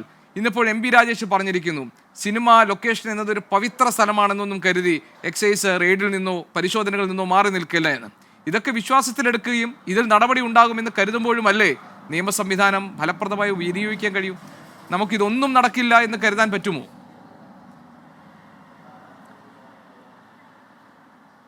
ഇത് ഈ പറഞ്ഞത് കേൾക്കാൻ രസമുള്ള കാര്യമാണ്. പക്ഷെ നമ്മൾ മനസ്സിലാക്കേണ്ടത് എന്താ, ഇന്ന് മലയാള സിനിമയിൽ ഏത് പ്രൊഡ്യൂസർക്കും ഏത് സംവിധാനമാണ് സ്വതന്ത്രമായിട്ട് പ്രവർത്തിക്കാൻ കഴിയുക? നമ്മൾ ആലോചിക്കേണ്ടത് ഒരു വർഷത്തിൽ റിലീസ് ചെയ്യുന്ന സിനിമകളുടെ എണ്ണം എത്രയാണ്, അതിൻ്റെ പ്രൊഡ്യൂസേഴ്സ് ആരൊക്കെയാണെന്ന് ആലോചിക്കുക. മെയിനായിട്ട് ഇപ്പോൾ വലിയ സൂപ്പർ സ്റ്റാറുകൾ മമ്മൂട്ടി, മോഹൻലാൽ, ദിലീപ്, പൃഥ്വിരാജ്, അങ്ങനെ വലിയ കുഞ്ചാക്കോ ബോബൻ, ഫഹദ് ഫാസിൽ അടക്കമുള്ളവരെടുക്കുക. അവരൊക്കെ പ്രൊഡ്യൂസേഴ്സ് കൂടിയാണെന്ന് ആലോചിക്കണം. അവർക്ക് എതിരെ ഒരു വിരൽ മടക്കണ്ട ചൂണ്ടാൻ പോലും പറ്റുമോ? അവർ സെറ്റിൽ നടക്കുന്ന കാര്യങ്ങൾ ഇങ്ങനെ നടന്നാൽ പോലും അത് നമുക്ക് അറിയാൻ പറ്റുമോ? അപ്പോൾ നമ്മൾ എന്ത് ചെയ്യണം? ഞാൻ കഴിഞ്ഞ ദിവസവും പറഞ്ഞതെന്തറിയാം, ഒന്നാമത് ഇവിടെ ഒരു കാരവൻ സംസ്കാരം ഉടലെടുത്തിട്ടുണ്ട്. അത് ആദ്യം നിർത്തണം. പിന്നെ നമ്മളൊക്കെ രാത്രി സാധാരണ ജീവിതത്തിൽ നമ്മൾ നടന്നു പോകുമ്പോൾ നമ്മൾ മദ്യപിച്ച് ഡ്രൈവ് ചെയ്യുന്ന പരിശോധിക്കാനുള്ള സംവിധാനം ഇവിടെ ഉണ്ടല്ലേ എന്ന പോലെ അത് രാവിലെ അത് പരിശോധിക്കാനുള്ള ഉദ്യോഗസ്ഥന്മാർ സെറ്റിലുണ്ടായിരിക്കണം. അപ്പോൾ കണ്ടുപിടിക്കാൻ പറ്റില്ലോ. പിന്നെ ഇത്തരം കാര്യങ്ങൾ, ഇത്തരം ലഹരി ഉപയോഗിച്ച ആൾക്കാർ നിരന്തരമായിട്ട് ഉപയോഗിച്ചു കൊണ്ടിരിക്കും. അത് ആദ്യമായിട്ട് വരുന്നവരില്ല. അപ്പം ഇത് മുൻകൂട്ടി അറിയാം. അപ്പം പിന്നെ എന്തുകൊണ്ടാണ് അവരെ കാസ്റ്റ് ചെയ്യുന്നത്? അത് ആലോചിക്കേണ്ടതല്ലേ? മാത്രമല്ല, ഈ പറഞ്ഞ ആൾക്കാരൊന്നും മലയാള സിനിമയിൽ മസ്റ്റല്ല. ആ മസ്റ്റല്ലാത്ത ചില ആൾക്കാരുടെ പേരുകൾ മാത്രമാണ് വരുന്നുകൊണ്ടിരിക്കുന്നത്. എന്നാൽ ഗുരുതരമായൊരു കാര്യം നടക്കുന്നുണ്ട്. ഞാൻ സംസ്ഥാന ഗവൺമെൻറ് കുറ്റം പറഞ്ഞതല്ല, നമ്മൾ നടന്നുകൊണ്ടിരിക്കുന്ന കാര്യങ്ങളാണ്. നീതി നിഷേധിക്കപ്പെടുന്ന ഒരു വർഗം ഇവിടെയുണ്ട്. ആ വർഗത്തിന് അവരുടെ പേരിൽ മാത്രമേ കുറ്റങ്ങൾ ചാർത്താവുള്ളൂ. ഉന്നതങ്ങളിലുള്ളവർ എപ്പോഴും രക്ഷപ്പെടുന്നുണ്ട്. സത്യമാണ്. ഇപ്പോൾ എക്സൈസ് മന്ത്രി പറഞ്ഞു, കർശനമായി എങ്ങനെ കർശനമായി നിയന്ത്രിക്കും? തൊടാൻ പറ്റുമോ? ഇപ്പോൾ എക്സൈസ് മന്ത്രി ഉത്തരവിട്ടാലും ആ ഉത്തരവിനെ പുല്ലുപോലെ അവഗണിക്കാൻ പറ്റിയ ശക്തികൾ ഇവിടെയുണ്ട്. ഞാനത് വെല്ലുവിളിക്കുകയാണത്. എനിക്ക് എക്സൈസ് മന്ത്രിയോട് നല്ല ചെറുപ്പക്കാരൻ തന്നെയാണ്, ഒരു കുഴപ്പമൊന്നുമില്ല. പക്ഷേ ഇവരൊന്നും ഉത്തരവിട്ടാൽ ഒരു ചുക്കും നടക്കില്ല ഇവിടെ. അതേ സ്ഥാനത്ത് മുഖ്യമന്ത്രി സജീവമായിട്ട് ഇറങ്ങട്ടെ. മുഖ്യമന്ത്രി ആത്മാർത്ഥമായി സജീവമായിട്ട് ഇറങ്ങിയാൽ ഒരു പരിധി വരെ ഇത് കുറയ്ക്കാൻ പറ്റും. അങ്ങനെ പറയുമോ? കാരണം ഇതൊരു വമ്പന്മാരാണ്. ഇതൊരു ഒരു 1-2 ആഴ്ചകളൊന്നുമില്ല. ഇതിൻ്റെ റൂട്ട് എവിടെയാണ്? ഇത് എവിടെ നിന്ന് വരുന്നു? ഇത് ആര് കൊണ്ടുവരുന്നു? അവരിലേക്ക് അന്വേഷണം പോയിട്ടില്ല.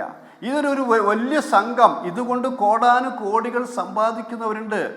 അവരെ തൊടാനോ അന്വേഷിക്കാനോ ആർക്കും പറ്റില്ല എന്നുള്ളതാണ്.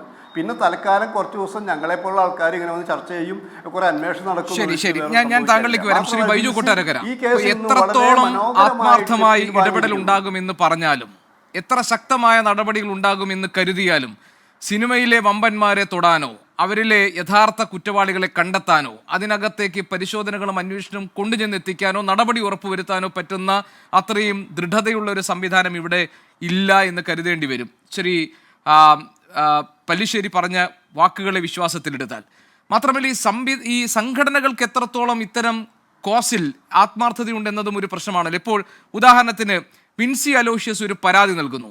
ആ പരാതിയിൽ ലഹരിക്ക് അടിമയായ ഒരു നടൻ മോശമായി പെരുമാറിയതിൻ്റെ തനിക്കുണ്ടായ ദുരനുഭവത്തെക്കുറിച്ച് പറയുന്നു. അതിൽ ഒരു കാര്യം കൂടി നടി പറയുന്നു, ഈ പരാതിയിലെ വിവരങ്ങൾ രഹസ്യമായി സൂക്ഷിക്കണം, കാരണം പുറത്തിറങ്ങാനിരിക്കുന്ന സിനിമയുടെ ഭാവിയെ ബാധിക്കാതിരിക്കാൻ, ഈ ഇൻഡസ്ട്രിയെ ബാധിക്കാതിരിക്കാൻ ഇതിലെ വിവരങ്ങൾ രഹസ്യമായി സൂക്ഷിക്കണമെന്നാണ് ആവശ്യപ്പെട്ടിരുന്നത്. ആർക്കൊക്കെയാണ് പരാതി നൽകിയത്? ഫിലിം ചേംബറിന്, പ്രൊഡ്യൂസേഴ്സ് അസോസിയേഷന്, അമ്മ പോലെയുള്ള സംഘടനയ്ക്ക്. എന്നിട്ടും 24 മണിക്കൂറാകുമ്പോഴേക്കും സൂത്രവാക്യം എന്ന സിനിമ, അതിൽ പരാതി ഉന്നയിക്കപ്പെട്ടിരിക്കുന്നത് ഷൈൻ ടോം ചാക്കോ എന്ന നടനെതിരെയാണ്. ഇന്ന് തുടങ്ങി അതിൽ പുറത്തു വരാൻ പാടില്ല എന്ന് പരാതിക്കാരി ആഗ്രഹിച്ച വിവരങ്ങൾ എന്താണോ അതെല്ലാം മാധ്യമങ്ങൾക്ക് മുന്നിലേക്ക് കൊടുക്കുകയാണ്. പിന്നെ എന്ത് ആത്മാർത്ഥതയാണ് ഈ വിഷയങ്ങളോട് ഈ സംഘടനകൾക്കുള്ളത്? എങ്ങനെയാണ് ഇവരെയൊക്കെ വിശ്വസിക്കുക? ഗോവിഷ്ണ, ശരിക്കും ഈ വിൻസി അലോഷ്യസ് ഈ പരാതി കൊടുത്തപ്പോൾ അല്പമെങ്കിലും ഈ സാമൂഹ്യ പ്രതിബദ്ധതയുള്ള ആളുകളായിരുന്നെങ്കിൽ, ഈ സംഘടനയുടെ തലപ്പത്തിരുന്നതെങ്കിൽ, ഈ ചേംബറോ അല്ലെന്നുണ്ടെങ്കിൽ പ്രൊഡ്യൂസർ അസോസിയേഷനോ ആരെങ്കിലും ഈ പരാതി പോലീസിലേക്ക് കൈമാറിയേനെ. ഇതൊരു സ്ത്രീയെ ആക്ഷേപിച്ച മയക്കുമരുന്നിൻ്റെ ഒരു കേസാണ്. അതിന് ഒരു സംഘടനയ്ക്കും തീരുമാനമെടുക്കാനുള്ള അധികാരമില്ലാത്തതിന് പകരം ആ പരാതി അന്നേരം തന്നെ പോലീസിലേക്ക് അവർ കൈമാറിയിരുന്നെങ്കിൽ ഇത് കുറേയെങ്കിലും ഇതിൻ്റെ ഒരു നെല്ലും പതിരും ഇപ്പം തിരിഞ്ഞേനെ. ഒന്നത്. രണ്ട്, ഈ അമ്മ എന്ന് പറയുന്ന സംഘടന ഇപ്പോൾ കുറച്ച് ജൂനിയർ ആർട്ടിസ്റ്റുകളുടെ സംഘടനയായി മാറിയിരിക്കുന്നു. യാതൊരു സംശയമില്ല. അതിനകത്ത് എട്ടുമുട്ടം തിരിയാത്ത ചില ആളുകളെയൊക്കെ അതിനകത്ത് പിടിച്ചിരുത്തി ചില അഭിപ്രായങ്ങൾ പറയാനും അതിലെ സമിതി ഉണ്ടാക്കാനും ഒക്കെയാണ് അവരുടെ തീരുമാനം. ഇപ്പോൾ തന്നെ മയക്കുമരുന്നിന് ഇതൊരു സമിതി ഉണ്ടാക്കി വെച്ചിട്ടുണ്ട്. ആ സമിതിയിൽ അംഗങ്ങളെയൊക്കെ നോക്കിയാറേ, ഞാൻ ആരെ ആക്ഷേപിച്ചു പറയുന്നൊന്നുമല്ല. പക്ഷേ അവരെക്കാളിലും മുതിർന്ന വർഷങ്ങളായി സിനിമയിലുള്ള എത്രയോ താരങ്ങളുണ്ട് ആ സംഘടനയിൽ. ആരെങ്കിലും ഇതുവരെ ഒരക്ഷരം വരെ മിണ്ടിയോ? ആരും മിണ്ടിട്ടില്ലല്ലോ. നമുക്കൊരു കേന്ദ്രമന്ത്രി ഉണ്ടല്ലോ, ആ കേന്ദ്രമന്ത്രി സിനിമാക്കാരനല്ലേ? അദ്ദേഹം ഇതേവരെ ഒരു വാക്ക് മിണ്ടിയോ? ഈ ലഹരിക്കെതിരെ ഒരു വാക്ക് അദ്ദേഹം മിണ്ടിയോ സിനിമാ ലൊക്കേഷനുകളിലെ? അതേപോലെ മമ്മൂട്ടിയോ മോഹൻലാലോ ആരെങ്കിലും മിണ്ടിയോ? ആരും മിണ്ടില്ല. മിണ്ടാത്തതിന്റെ കാരണം ഇതിനകത്ത് സിനിമയ്ക്കകത്തൊരു വലിയ കോക്കസ് ഉണ്ട്. അതാണ് ഞാൻ വീണ്ടും ഞാൻ പറയുന്നു, സിനിമയ്ക്കകത്തേക്ക് ഒഴുകുന്ന കോടികൾ ഇവിടെ നിന്ന് അന്വേഷിക്കേണ്ട ബാധ്യത സർക്കാരിനാണ്. സർക്കാർ അത് അന്വേഷിച്ചില്ലെങ്കിൽ നാളെ ഇതിലും വലിയ വിപത്തുകൾ ഉണ്ടാവും. ഈ പറയുന്ന ഈ പുതുമുഖ താരങ്ങളെയൊക്കെ കണ്ടല്ലേ ഈ സിനിമയിലേക്ക് കടന്നു വരുന്ന കുട്ടികളുമൊക്കെ പഠിക്കുന്നത്. ഇവരെയൊക്കെയല്ലേ ആരാധനാപാത്രങ്ങളായിട്ട് വെച്ചുകൊണ്ടിരിക്കുന്നത്.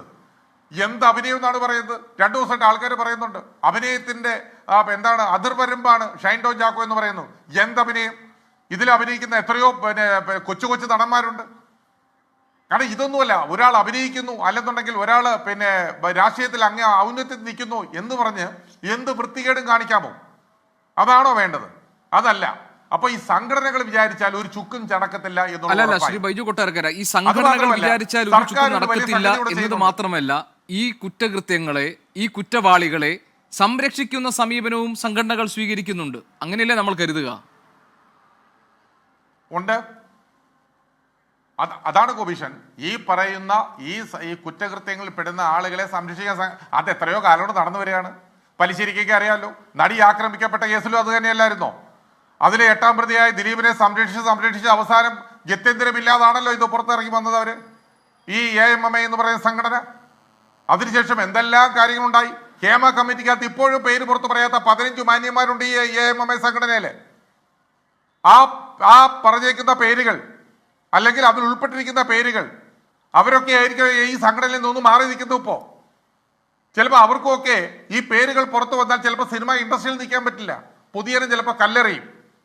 അപ്പൊ അതുകൊണ്ട് ഇവരൊക്കെ ഈ പറയുന്ന ഈ 100 ആളുകളെ എടുത്താൽ അതിലൊരു 90 പേരോളം ചിലപ്പോൾ ഇതിനകത്ത് ചില പ്രതികളായി വരാൻ സാധ്യതയുണ്ട്. എത്ര പ്രതികളുണ്ട് മലയാള സിനിമയിലെ താരങ്ങളുടെ കൂട്ടത്തിൽ, ടെക്നീഷ്യൻസിന്റെ കൂട്ടത്തിൽ, നിർമ്മാതാക്കളുടെ കൂട്ടത്തിൽ, ഓരോരോ കേസുകളിൽ, ലഹരി കേസുകളിൽ, പെൺവാണിഭ കേസുകളിൽ, കടത്ത് കേസിൽ, സ്വർണ്ണക്കടത്ത് കേസിൽ, മയക്കുമരുന്ന് കേസിൽ. അപ്പൊ ഇതൊക്കെ ഇവരെയൊക്കെ സംരക്ഷിക്കേണ്ടത് ഈ സംഘടനകൾ തന്നെ, അവരെ തന്നെ ആവശ്യമാണ്. കാരണം ഇതിനെല്ലാം പിന്നിലുള്ളത് പണമാണ്, പണത്തിന്റെ കുത്തൊഴുക്ക് തന്നെയാണ്. ഞാൻ വീണ്ടും ഒന്നുകൂടി പറയുന്നു, അതുകൊണ്ടാണ് ഞാൻ പറഞ്ഞത് മലയാള സിനിമയിലേക്ക് ഒഴുകുന്ന കോടികൾ, അനധികൃതമായി നിർമ്മിക്കുന്ന സിനിമകൾ, ഇവരെ പോലെ ഷൈൻ ടോമിനെ പോലെ ശ്രീനാഥ് ബാസിയെ പോലുള്ള ആളുകളെയൊക്കെ വെച്ച് റിലീസ് പോലും ആകാതെ പെട്ടിയിലിരിക്കുന്ന പടങ്ങൾ നിർമ്മിക്കണമെങ്കിൽ അതിന്റെ 8, 10, 15 കോടി രൂപ വരുന്ന ആ പ്രൊഡക്ഷൻ കോസ്റ്റ് ഇവർക്ക് ബെയർ ചെയ്ത് കിട്ടണമെങ്കിൽ ഈ പണം എവിടെ നിന്ന് വന്നു എന്ന് അന്വേഷിക്കേണ്ടത് ഇൻകം ടാക്സിന്റെയും സർക്കാരിന്റെയും കടമയാണ്. സർക്കാർ പോലും ഇപ്പൊ 3 രൂപ വെച്ച് സെസ് കൊടുക്കുകയാണ്. ആർക്ക്? ഫിലിം ചേംബറിന്. എന്ത് കാര്യത്തിനാണ്? എത്ര കാലങ്ങളായി തുടങ്ങിയിട്ട് ഫിലിം ചേംബറിനെ ഉദ്ധരിക്കാൻ. ഇതാണോ ഉദ്ധരിക്കുന്നത്? നമ്മൾ ഓരോരുത്തരും തിയേറ്ററിൽ പോയി ടിക്കറ്റ് എടുക്കുമ്പോൾ അതിൽ 3 രൂപ എന്ന് പറയുന്നത് ഫിലിം ചേംബറിന്റെ സെസ്സാണ്. എന്ത് കാര്യത്തിലാണെന്ന് അറിയാൻ പാടില്ല. ഇതിനു വേണ്ടിയാണോ പെൺകുട്ടികളെ അപമാനിക്കാനും മയക്കുമരുന്ന് കച്ചവടത്തിനൊക്കെ ഒത്താശ ചെയ്ത് കൊടുക്കുന്നതിന് വേണ്ടിയാണോ ഈ 3 രൂപ സെസ് ഫിലിം ചേംബറിന് കൊടുക്കുന്നത്? വലിയ വാചകമൊക്കെ പറയും ഫിലിം ചേംബറിന്റെ ആൾക്കാരൊക്കെ വന്ന് ചാനലിലൊക്കെ ഇരുന്ന്, ചർച്ചയിലൊക്കെ ഇരുന്ന് ഒരുപാട് വാചകങ്ങൾ പറയാറുണ്ട്, നിർമ്മാതാക്കളുടെ അസോസിയേഷനിലും പറയാറുണ്ട്. പക്ഷേ ആത്മാർത്ഥതയോടെ ആണെങ്കിൽ ഇതെന്നേ തീർന്നേനെ. നേരത്തെ എക്സൈസുകാർ കയറി പരിശോധിക്കുമെന്ന് പറഞ്ഞപ്പോൾ ഇവരൊക്കെ തന്നെയാണല്ലോ അന്ന് എതിർത്തത്. അന്ന് ഇവരൊന്ന് കൈ അയച്ചു വിട്ടിരുന്നെങ്കിൽ എക്സൈസും പോലീസും എന്തിനാ അവരുടെ ഡ്രസ്സിൽ പോകണ്ട, സിവിൽ ഡ്രസ്സിൽ പോട്ടെ, സിവിൽ ഡ്രസ്സിലെങ്കിലും പോയി ലൊക്കേഷനുകളൊന്ന് പരിശോധന നടത്തിയിരുന്നെങ്കിൽ ഇന്ന് ഈ ഗതികേട് മലയാള സിനിമയിൽ ഉണ്ടാവില്ല. ശരി, ഞാൻ വരാം. സർ, ഈ താങ്കൾ നേരത്തെ പറഞ്ഞു ഈ സംഭവങ്ങളുടെ സാമൂഹികമായ പ്രത്യാഘാതത്തെ കുറിച്ചോ അതിന്റെ ധാർമ്മികമായ വശങ്ങളെ കുറിച്ചോ അല്ല നിയമപരമായ കാര്യങ്ങളെ കുറിച്ച് സംസാരിക്കാനാണ് താങ്കൾ താല്പര്യപ്പെടുന്നതെന്ന്. സർ, ഇവിടെ ഇപ്പോൾ ഇന്ന് എക്സൈസ് മന്ത്രി പറഞ്ഞിരിക്കുന്നത് സിനിമാ സെറ്റുകൾ അങ്ങനെ പരിശുദ്ധ ഇടങ്ങളോ അല്ലെങ്കിൽ പവിത്രതയുള്ള സ്ഥലങ്ങളോ ഒന്നുമല്ല, അവിടെയും ഇതുപോലെ എന്തെങ്കിലും പരാതികൾ ഉണ്ടെങ്കിൽ പരിശോധിക്കാവുന്നതാണെന്നാണ്. ഇപ്പോൾ സിനിമാ മേഖലയുമായി ബന്ധപ്പെട്ട് പ്രവർത്തിക്കുന്ന 2 അതിഥികൾ നമുക്കുണ്ട്, ശ്രീ ബൈജു കൊട്ടാരക്കരയും അതുപോലെ തന്നെ ഫിലിം ജേർണലിസ്റ്റായ ശ്രീ പല്ലിശ്ശേരിയും. അവരുടെ അനുഭവങ്ങളിൽ നിന്ന് അവർ കണ്ടും അറിഞ്ഞും കേട്ടുമൊക്കെ മനസ്സിലാക്കിയ കാര്യങ്ങളിൽ നിന്ന് പറയുന്നു. പല ലൊക്കേഷനുകളിലും സെറ്റുകളിലും അത് ഇന്നും ഇന്നലെയുമല്ല മുൻകാലങ്ങൾ തൊട്ട് ലഹരിയുടെ സ്വഭാവവും അതിലെ വസ്തുക്കളുമൊക്കെ മാറിയെന്ന് മാത്രം ലഹരി ഉപയോഗം കലാകാരന്മാർക്കിടയിൽ ഉണ്ടാകുന്നുണ്ട്. ഇന്നിപ്പോൾ അത് വേറെ ഒരു വ്യവസായവും കച്ചവടമൊക്കെയായി മാറി കോടിക്കണക്കിന് രൂപ സമ്പാദിക്കുന്ന ലഹരി കച്ചവടം ഈ സെറ്റുകളൊക്കെ കേന്ദ്രീകരിച്ച് പലയിടങ്ങളിലും നടക്കുന്നുണ്ട് എന്നാണ്. അങ്ങനെയാണെങ്കിൽ ഇതിന് തടയിടാൻ നിയമപരമായി തന്നെ എന്താണ് മാർഗമുള്ളത്? ഇപ്പോൾ നേരത്തെ ശ്രീ പല്ലിശ്ശേരി പറഞ്ഞു ഓരോ സെറ്റിലും ഓരോ ലൊക്കേഷനിലും നടന്മാർ അല്ലെങ്കിൽ നടിമാർ ഇവരിത് ഉപയോഗിക്കുന്നുണ്ടോ എന്ന് പരിശോധിക്കുക. എന്തൊക്കെയാണ് പ്രായോഗികമായ ഒരു ഒരു വഴിയുള്ളത് ഇത് പരിഹരിക്കാൻ? താങ്കളുടെ ഒരു നിർദ്ദേശമായി താങ്കൾക്ക് വെക്കാനുള്ളത്? ലോകേഷൻ, ഈ ചോദ്യം ഞാൻ കുറച്ച് മുമ്പ് ഞാൻ പ്രതീക്ഷിച്ചുകൊണ്ടിരുന്ന ചോദ്യം ഇത്. ഞാൻ ഒരു കാര്യം പറയട്ടെ, കക്ഷത്തിയിരിക്കുന്നത് തറയിൽ പോകാനും പാടില്ല, ഉത്തരത്തിരിക്കുന്നത് എടുക്കുകയും വേണം. ഇത് രണ്ടും കൂടെ നടക്കുന്ന കാര്യമല്ല. ഇതിനകത്ത് പരാതിക്കാരിയായിട്ടുള്ള ഒരു ആക്ട്രസിൻ്റെ കാര്യം പറഞ്ഞല്ലോ. ആ ആക്ട്രസ് ഇന്നുവരെ പോലീസ് സ്റ്റേഷനിൽ ഒരു പരാതി കൊടുത്തിട്ടുണ്ടോ? ഉണ്ടോ? ഇല്ല. പോലീസ് സ്റ്റേഷനിൽ ഒരു പരാതി കൊടുത്തിട്ടില്ലല്ലോ. ഇല്ല. ഒരു പോലീസ് സ്റ്റേഷനിൽ പരാതി കൊടുക്കാതെ പിന്നെ ഒരു കാര്യത്തെപ്പറ്റി പറഞ്ഞുകൊണ്ട് എന്താ കാര്യം? നമ്മുടെ നാട്ടിലൊരു നിയമ സംവിധാനം ഇല്ലേ? അല്ല സാർ, സംഘടനകൾ പരിശോധിക്കുകയും അതിനോടൊപ്പം പോലീസിന് കൈമാറുകയും ചെയ്തുകൂടെ? എന്തിനാണ് സംഘടനയ്ക്ക് പരാതി കൊടുക്കുന്നത്? സംഘടന ഇതുമായിട്ട് എന്താ ബന്ധം? സംഘടനയെ CRP ഇത് നിയമപ്രകാരം ഇത്തരത്തിലുള്ള ക്രൈം കേസ് അന്വേഷിക്കാൻ വേണ്ടി ചുമതലപ്പെടുത്തിയിട്ടുള്ള ഒരു സംഘടനയാണോ? അല്ല, ഈ സൂത്രവാക്യം ലൊക്കേഷനിലുള്ള ICC കംപ്ലൈന്റ് കൊടുത്തിട്ടുണ്ടല്ലോ സാർ. ഈ പറയുന്നത് ഞാനിങ്ങനെ പറയുന്നത് ഒരുപക്ഷെ ഇഷ്ടപ്പെട്ടില്ല എന്ന് വരും. എന്നാലും എൻ്റെ മനസ്സിൽ വന്നൊരു കാര്യം ഞാൻ പറയാൻ ആഗ്രഹിക്കുന്നു. തീർച്ചയായിട്ടും ഇങ്ങനൊരു സംഭവം ഉണ്ടായിക്കഴിഞ്ഞാൽ ഇമ്മീഡിയറ്റ് ആയിട്ട് നമ്മൾ ചെയ്യേണ്ടത് എന്താ? ആ നിയറസ്റ്റ് പോലീസ് സ്റ്റേഷനിൽ പോയി പരാതി കൊടുക്കണം. എൻ്റെ അടുത്ത് ഇങ്ങനെ ഒരു രീതിയിലുള്ള പ്രവർത്തനം ഉണ്ടായി, അതിന് ഭേദപ്പെട്ട വകുപ്പ് എന്താണെന്ന് വെച്ച് കഴിഞ്ഞാൽ അത് വെച്ച് അവർ പരാതി ഡ്രാഫ്റ്റ് ചെയ്തിട്ട് എഫ്ഐആർ എടുക്കും. എഫ്ഐആർ എടുക്കുന്ന കൊഗ്നീസ് അറസ്റ്റ് ചെയ്യും. അതല്ലേ നിയമം, അതല്ലേ സാധാരണ നമ്മുടെ റോഡിൽ കൂടെ പോകുന്ന ഒരുത്തിൻ്റെ അടുത്ത് നമ്മളിങ്ങനെ ഒരു പ്രശ്നം ഉണ്ടായി കഴിഞ്ഞാൽ ഉടനെ പോലീസ് സ്റ്റേഷനിൽ പോയി പരാതി കൊടുക്കുമല്ലോ. അപ്പോൾ പോലീസ് സ്റ്റേഷനിൽ അപ്പോൾ അവൈലബിൾ ആയിട്ടുള്ള നിയമ സംവിധാനങ്ങൾ ഉപയോഗിക്കാതെ നമ്മൾ ചുമ്മാ ഇരുന്നുകൊണ്ട് ബഹളം ഉണ്ടാക്കിക്കൊണ്ട് കാര്യമുണ്ടോ? അപ്പോൾ ആരുടെ ഭാഗത്താണ് മിസ്റ്റേക്ക്?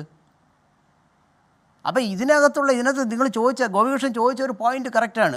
പോലീസിൻ്റെ ഭാഗത്ത് നിന്ന് നടപടി എടുക്കണമെങ്കിൽ നിയമപ്രകാരം അവർക്കൊരു പരാതി വേണം. അല്ലാതെ മറ്റേ ഒരു ഓർഗനൈസേഷനിൽ പരാതി കൊടുത്തു, ഇവിടെ പരാതി കൊടുത്തു, മറ്റിടത്ത് പരാതി കൊടുത്തു എന്ന് പറഞ്ഞുകൊണ്ട് കാര്യമുണ്ടോ? അത് വരെ ലീഗലി സസ്റ്റൈനബിൾ ആണോ? നിയമപ്രകാരം ഒരു പരാതി ഇടപെട്ടോട്ടെ. കാരണം ഈ അമ്മ എന്ന സംഘടനയുടെ അഡ്ഹോക് കമ്മിറ്റി അംഗമായ ശ്രീ വിനു മോഹൻ നമ്മളോടൊപ്പം ഉണ്ട് ടെലിഫോൺ ലൈനിൽ. ശ്രീ വിനു, താങ്കൾക്ക് കേൾക്കാമോ? വിനു, കേൾക്കാമോ? ഒരു നിമിഷം, ഞാൻ അദ്ദേഹത്തെ ഒന്ന് കണക്ട് ചെയ്യുന്നുണ്ട്. അജിത് സാർ പറഞ്ഞതുപോലെ തന്നെ അവർ പോലീസിൽ പരാതിപ്പെട്ടിട്ടില്ല, പക്ഷേ ഈ സംഘടനകൾക്ക് പരാതി നൽകിയിട്ടുണ്ട്. പിന്നെ ICC ഇപ്പോൾ ഇന്റേണൽ കമ്മിറ്റിക്ക് മുന്നിൽ ഈ വിൻസി അലോഷ്യസിന്റെ പരാതി ഈ സൂത്രവാക്യം സിനിമയുടെ ഇന്റേണൽ കമ്മിറ്റി പരിശോധിക്കുന്നുമുണ്ട്. അതാണ് ഇപ്പോൾ നിലവിലുള്ളത്. മാത്രമല്ല, അവർ പരാതി പിൻവലിക്കാനുള്ള ആലോചനകളിൽ നിൽക്കുന്നു. കാരണം അവർ പുറത്തു വരരുത് എന്നവർ ആഗ്രഹിച്ചിരുന്ന പല വിവരങ്ങളും പുറത്തു വന്നിരിക്കുന്നു. അത് ആ സിനിമയുടെ ഭാവിയും അതിന് പിന്നിലുള്ള ചലച്ചിത്ര പ്രവർത്തകരെ ബുദ്ധിമുട്ടിലാക്കുന്നതുമാണ്. അതുവഴി അവരുടെ തന്നെ ഭാവി അത് ബാധിക്കുമെന്നുള്ള ആശങ്കയുമുണ്ട്. അജിത് സാറിന് അറിയാമല്ലോ, ഈ സിനിമ പോലെയുള്ള മേഖലകളിൽ പ്രവർത്തിക്കുന്ന ആളുകളെ സംബന്ധിച്ച് അവരുടെ ഭാവി, അവരുടെ തുടർന്ന് അങ്ങോട്ടുള്ള അവരുടെ തൊഴിൽ സാധ്യതകൾ, തൊഴിൽ സാഹചര്യം, ഇതൊക്കെ പ്രശ്നത്തിലകപ്പെടുമോ എന്ന ആശങ്കയും ഭയവും ഒക്കെ പലപ്പോഴും പരാതി നൽകുന്നതിൽ നിന്ന് പോലും അവരെ പിന്തിരിപ്പിക്കുന്ന ഘടകങ്ങളാണ്. പക്ഷേ ഇവിടെ വിൻസി പരാതിപ്പെടാൻ ധൈര്യം കാണിച്ചു. അപ്പോൾ നമ്മൾ ഒന്നായി അവർക്ക് പിന്നിൽ നിൽക്കുകയല്ലേ അജിത് സർ വേണ്ടത്? ഞാൻ അതിനാ തിരിച്ചെടുത്ത് ചോദിച്ചേ. ആ പരാതി ധൈര്യം കാണിച്ചു എന്ന് പറഞ്ഞാൽ നല്ല കാര്യം തന്നെ ഗോപികൃഷ്ണൻ ചൂണ്ടിക്കാട്ടിയത്. പക്ഷേ തൊട്ടടുത്ത പോലീസ് സ്റ്റേഷനിൽ പോയിട്ടൊരു പരാതി എഴുതി കൊടുത്തൂടെ? അതല്ലേ നിയമപ്രകാരം നമ്മൾ ചെയ്യേണ്ടത്. എന്നിട്ട് നടപടി എടുത്തില്ല എന്ന് പറഞ്ഞാൽ ആ പോലീസിനെതിരെ നമുക്ക് കുറ്റം പറയാം. കിട്ടാത്ത പരാതിയെ പോലീസ് എങ്ങനെ അന്വേഷിക്കും? ഒരു ആകാശത്ത് നിന്നൊരു കാര്യം അന്വേഷിക്കാൻ പറ്റുമോ? ക്രെഡിബിളായിട്ടുള്ള ഒരു ഇൻഫർമേഷൻ എഫ്ഐആറിൻ്റെ രൂപത്തിൽ പോലീസ് സ്റ്റേഷനിൽ ഒരു റെക്കോർഡ് വേണ്ടേ? ഇത് വളരെ ബേസിക് ആയിട്ടുള്ള ഒരു ഫാക്റ്റ് അല്ലേ അത്? ആർക്കും അറിഞ്ഞുകൂടാത്ത ഈ കാര്യം? അതിന് ലോ കോളേജിൽ പോകണോ? അതിന് വക്കീലാവണോ? ഒന്നും വേണ്ട. സാധാരണ എല്ലാവർക്കും അറിയാവുന്ന കാര്യമല്ലേ. ഇപ്പോൾ ഗോപികൃഷ്ണൻ, നിങ്ങൾ വർക്ക് ചെയ്യുന്ന സ്ഥാപനത്തിൽ ഇത്തരത്തിലൊരു പരാതി ഉണ്ടായി, ആദ്യം ചെയ്യേണ്ടത് എന്താ? പോലീസ് സ്റ്റേഷനിൽ പരാതി കൊടുക്കണം. പോലീസ് സ്റ്റേഷനിൽ പരാതി കൊടുക്കാൻ നമ്മളിതിനെപ്പറ്റി സംസാരിച്ചുകൊണ്ട് വല്ല അർത്ഥമുണ്ടോ? എനിക്ക് ഇങ്ങനത്തെ അനുഭവം ഉണ്ടായതിന് ഞാൻ വളരെ അഗ്രീവ്ഡാണ് എന്നും പറഞ്ഞ് പോലീസ് സ്റ്റേഷനിൽ ഒരു പരാതി എഴുതി കൊടുത്താൽ അതിന് അന്വേഷണം വരത്തില്ലേ? അന്വേഷണം വന്നില്ല എന്നുണ്ടെങ്കിൽ അതിന് അന്വേഷണം വരുത്താൻ വേണ്ടിയിട്ടുള്ള സംവിധാനങ്ങളുണ്ടല്ലോ, മുകളിൽ ഉദ്യോഗസ്ഥന്മാരില്ലേ. ഇപ്പോൾ ഇല്ലാത്ത പരാതിയെ പറ്റി നമ്മൾ സംസാരിച്ചുകൊണ്ട് എന്താ കാര്യം? ഇപ്പോഴും ക്രൈം കേസ് ഇല്ല. ഇല്ലാത്തൊരു ക്രൈം കേസിനെ പറ്റിയാണ് നമ്മൾ സംസാരിക്കുന്നത്. ഇപ്പോഴും അങ്ങനെ അയാൾക്കെതിരെ ഒരു ക്രൈം കേസ് ഇല്ലല്ലോ, ക്രെഡിബിളായിട്ടൊരു ഇൻഫർമേഷൻ ഇല്ലല്ലോ. പിന്നെ എന്തിനാണ് നമ്മൾ സംസാരിക്കുന്നത്? ഇപ്പം ഷൈൻ ടോം തോമസിനെ പോലീസ് വിളിച്ചിട്ട് അയാൾ പോയിരിക്കുകയാണ്. നിങ്ങൾക്ക് എന്താ പറയുക? എന്തിനാണ് നിങ്ങൾ ജനലിൻ്റെ അവിടെ കൂടെ എടുത്ത് ചാടിയത്? എനിക്ക് സൗകര്യം ഉണ്ടായിട്ട് ചാടി. നിങ്ങൾ ജനലിൻ്റെ അടുത്ത് നിന്ന് എടുത്ത് ചാടി പാരപ്പറ്റി കൂടെ ഓടിച്ച് പോകുന്ന ദൃശ്യമുണ്ടല്ലോ, അത് ഞാനാണ് നിങ്ങളോട് ആരെങ്കിലും പറഞ്ഞോ? ആ CCTV ഫുട്ടേജ് പറഞ്ഞിരിക്കുന്നത് ഞാനാണെന്നുള്ളതിന് വാട്ട് ഈസ് ദ എവിഡൻസ്? ഞാൻ ചിലപ്പോൾ ചാടിയിട്ടില്ല. പോലീസ് വരുമ്പോൾ ഞാൻ ഇവിടെ നിൽക്കണമെന്ന് ഏത് നിയമത്തിൽ പറയുന്നത്? ഇല്ല. നിങ്ങൾ വിളിച്ചാൽ ഞാൻ എന്തിനാ എടുത്ത് ചാടിയെന്ന് നിങ്ങളോട് പറയേണ്ട ബാധ്യത എനിക്കുണ്ടോ? അങ്ങനെ ഉണ്ടെങ്കിൽ ഏത് നിയമത്തിലാണ് അത് പറയുന്നത്? ഒരു നിയമത്തിലും പറയുന്നില്ല. ശരി സാർ, ഞാൻ ഒരു മിനിറ്റ് സാർ, ഞാൻ താങ്കളിലേക്ക് വരാം. തിരക്കഥാകൃത്ത് ശ്രീ അഭിലാഷ് പിള്ള നമ്മളോടൊപ്പം ഉണ്ട്. ശ്രീ അഭിലാഷ് പിള്ള, ഈ സെറ്റുകൾ പവിത്രതയുള്ള സ്ഥലങ്ങളല്ലല്ലോ. അവിടെ നിന്നും പരാതി ഉണ്ടായ ലഹരിയുമായി ബന്ധപ്പെട്ട കാര്യങ്ങളിൽ എന്തെങ്കിലും പരാതി ഉണ്ടെങ്കിൽ നടപടി ഉണ്ടാകും, എക്സൈസ് സംഘം അവിടെ എത്തി പരിശോധന നടത്തും എന്നാണ് ഇന്ന് മന്ത്രി MB രാജേഷ് പറഞ്ഞത്.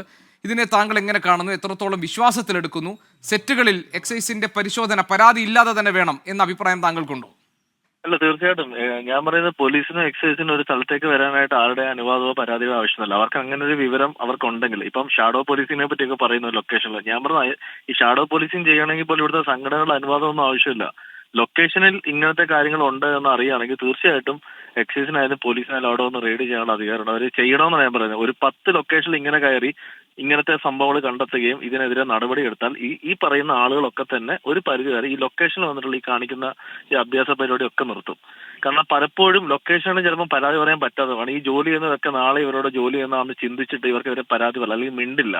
ഇത് ഞാൻ ആർട്ടിസ്റ്റുകളെ മാത്രമല്ല പറയുന്നത്, ഈ പറഞ്ഞ ടെക്നീഷ്യന്മാരും എല്ലാം ഇതിൽ ഉൾപ്പെടുന്നവരാണ്. ഓക്കെ, നമ്മളിപ്പോൾ ഒരു ഷൈൻ ടോം ചാക്കോയോ ശ്രീനാഥ് ബാസിയുടെ പേര് മാത്രമാണ് ഇങ്ങനെ പറഞ്ഞുകൊണ്ടിരിക്കുന്നത്. ഞാൻ പറഞ്ഞാൽ അവർ മാത്രമല്ല ഇത് മലയാള സിനിമയിൽ ഉപയോഗിക്കുന്നത്, അല്ലെങ്കിൽ സിനിമകളിൽ ഉപയോഗിക്കുന്നത് ഒരുപാട് പേരുണ്ട്. ഇവരെ ഒന്ന് തിരുത്താൻ കഴിയില്ല. ആകെ ചെയ്യാൻ പറ്റുന്നത് എന്താ വെച്ചാൽ ഇവർക്കെതിരെ ഇതേപോലെ നിയമ നടപടികൾ വരികയും, അല്ലെങ്കിൽ ഇപ്പൊ ഞാൻ പറയുമ്പോൾ എന്റെ സിനിമയിൽ ഞാൻ പറയാറുണ്ട്, എന്റെ സിനിമയിൽ എന്റെ സ്റ്റേറ്റ്മെന്റ് ഞാൻ പറഞ്ഞതാണ്, ഇങ്ങനെ ഉപയോഗിക്കുന്നു എന്ന് അറിയുന്ന പേരുകളുള്ളത് എന്റെ സിനിമ ഞാൻ ഇനി നമ്മൾ വിളിക്കാനും പോകാറില്ല, ഇവരുടെ പുറകെ നമ്മൾ ചാൻസിനോ അല്ലെങ്കിൽ ഇവരുടെ ഡേറ്റിനോ പോകുന്നുമില്ല എന്നൊരു തീരുമാനം എനിക്ക് എടുക്കാൻ പറ്റുന്നത്. കാരണം ഇവരെ ഒന്ന് ഉപദേശിച്ച് നന്നാക്കാൻ കഴിയില്ല, അതാണ് മെയിൻ കാര്യം. നാളെ ഒരു സമയത്ത് എന്റെ ലൊക്കേഷനിൽ ഇങ്ങനെ ഒരു സംഭവം ഉണ്ട് എന്ന് അല്ലെങ്കിൽ ഒരാൾ ഉപയോഗിക്കുന്നുണ്ടെന്ന് അറിഞ്ഞാൽ ഒന്ന് നമ്മൾ പേഴ്സണലി സംസാരിക്കും, നമ്മുടെ ലൊക്കേഷനിൽ ചെയ്യാൻ പാടില്ല പറയും. അത് കേൾക്കുന്നില്ലെങ്കിൽ തീർച്ചയായിട്ടും അത് പോലീസിനെ എക്സൈസിനെ ഇൻഫോം ചെയ്യാനുള്ള റൈറ്റ് എനിക്കുണ്ട്, ഞാനത് ചെയ്യുകയും ചെയ്യും. താങ്കൾക്ക് എന്ത് അനുഭവമാണ് ഉണ്ടായിട്ടുള്ളത് ഇതുപോലെ? ഇല്ല, സിനിമ എന്റെ ലൊക്കേഷനിൽ എനിക്ക് അനുഭവമുണ്ട്. പക്ഷേ ഈ പറയുന്ന പോലെ നമ്മൾ കഥ പറയാനായിട്ട് പോകുമ്പോഴും അല്ലെങ്കിൽ നമ്മൾ ആർട്ടിസ്റ്റുകളിലേക്ക് അപ്രോച്ച് ചെയ്ത് അവരെ സ്റ്റോറി നറേഷൻ പോകുന്ന സമയത്തൊക്കെ ഇതേപോലത്തെ അനുഭവങ്ങളൊക്കെ നമുക്ക് ഉണ്ടായിട്ടുണ്ട്. പക്ഷെ ഒരു പരിധി വരെ അതിൽ നിന്ന് മാറി നടക്കുക എന്ന് മാത്രമാണ് അന്ന് നമുക്ക് അതേ ചെയ്യാനുള്ളൂ. ഈ ആർട്ടിസ്റ്റ് ഇങ്ങനെയാണെങ്കിൽ ഇദ്ദേഹത്തിന് പകരം മറ്റൊരാളെ കണ്ടുപിടിക്കുക, മറ്റൊരാളെ നമ്മൾ കാസ്റ്റ് ചെയ്യുക എന്ന് മാത്രമേ ഉള്ളൂ.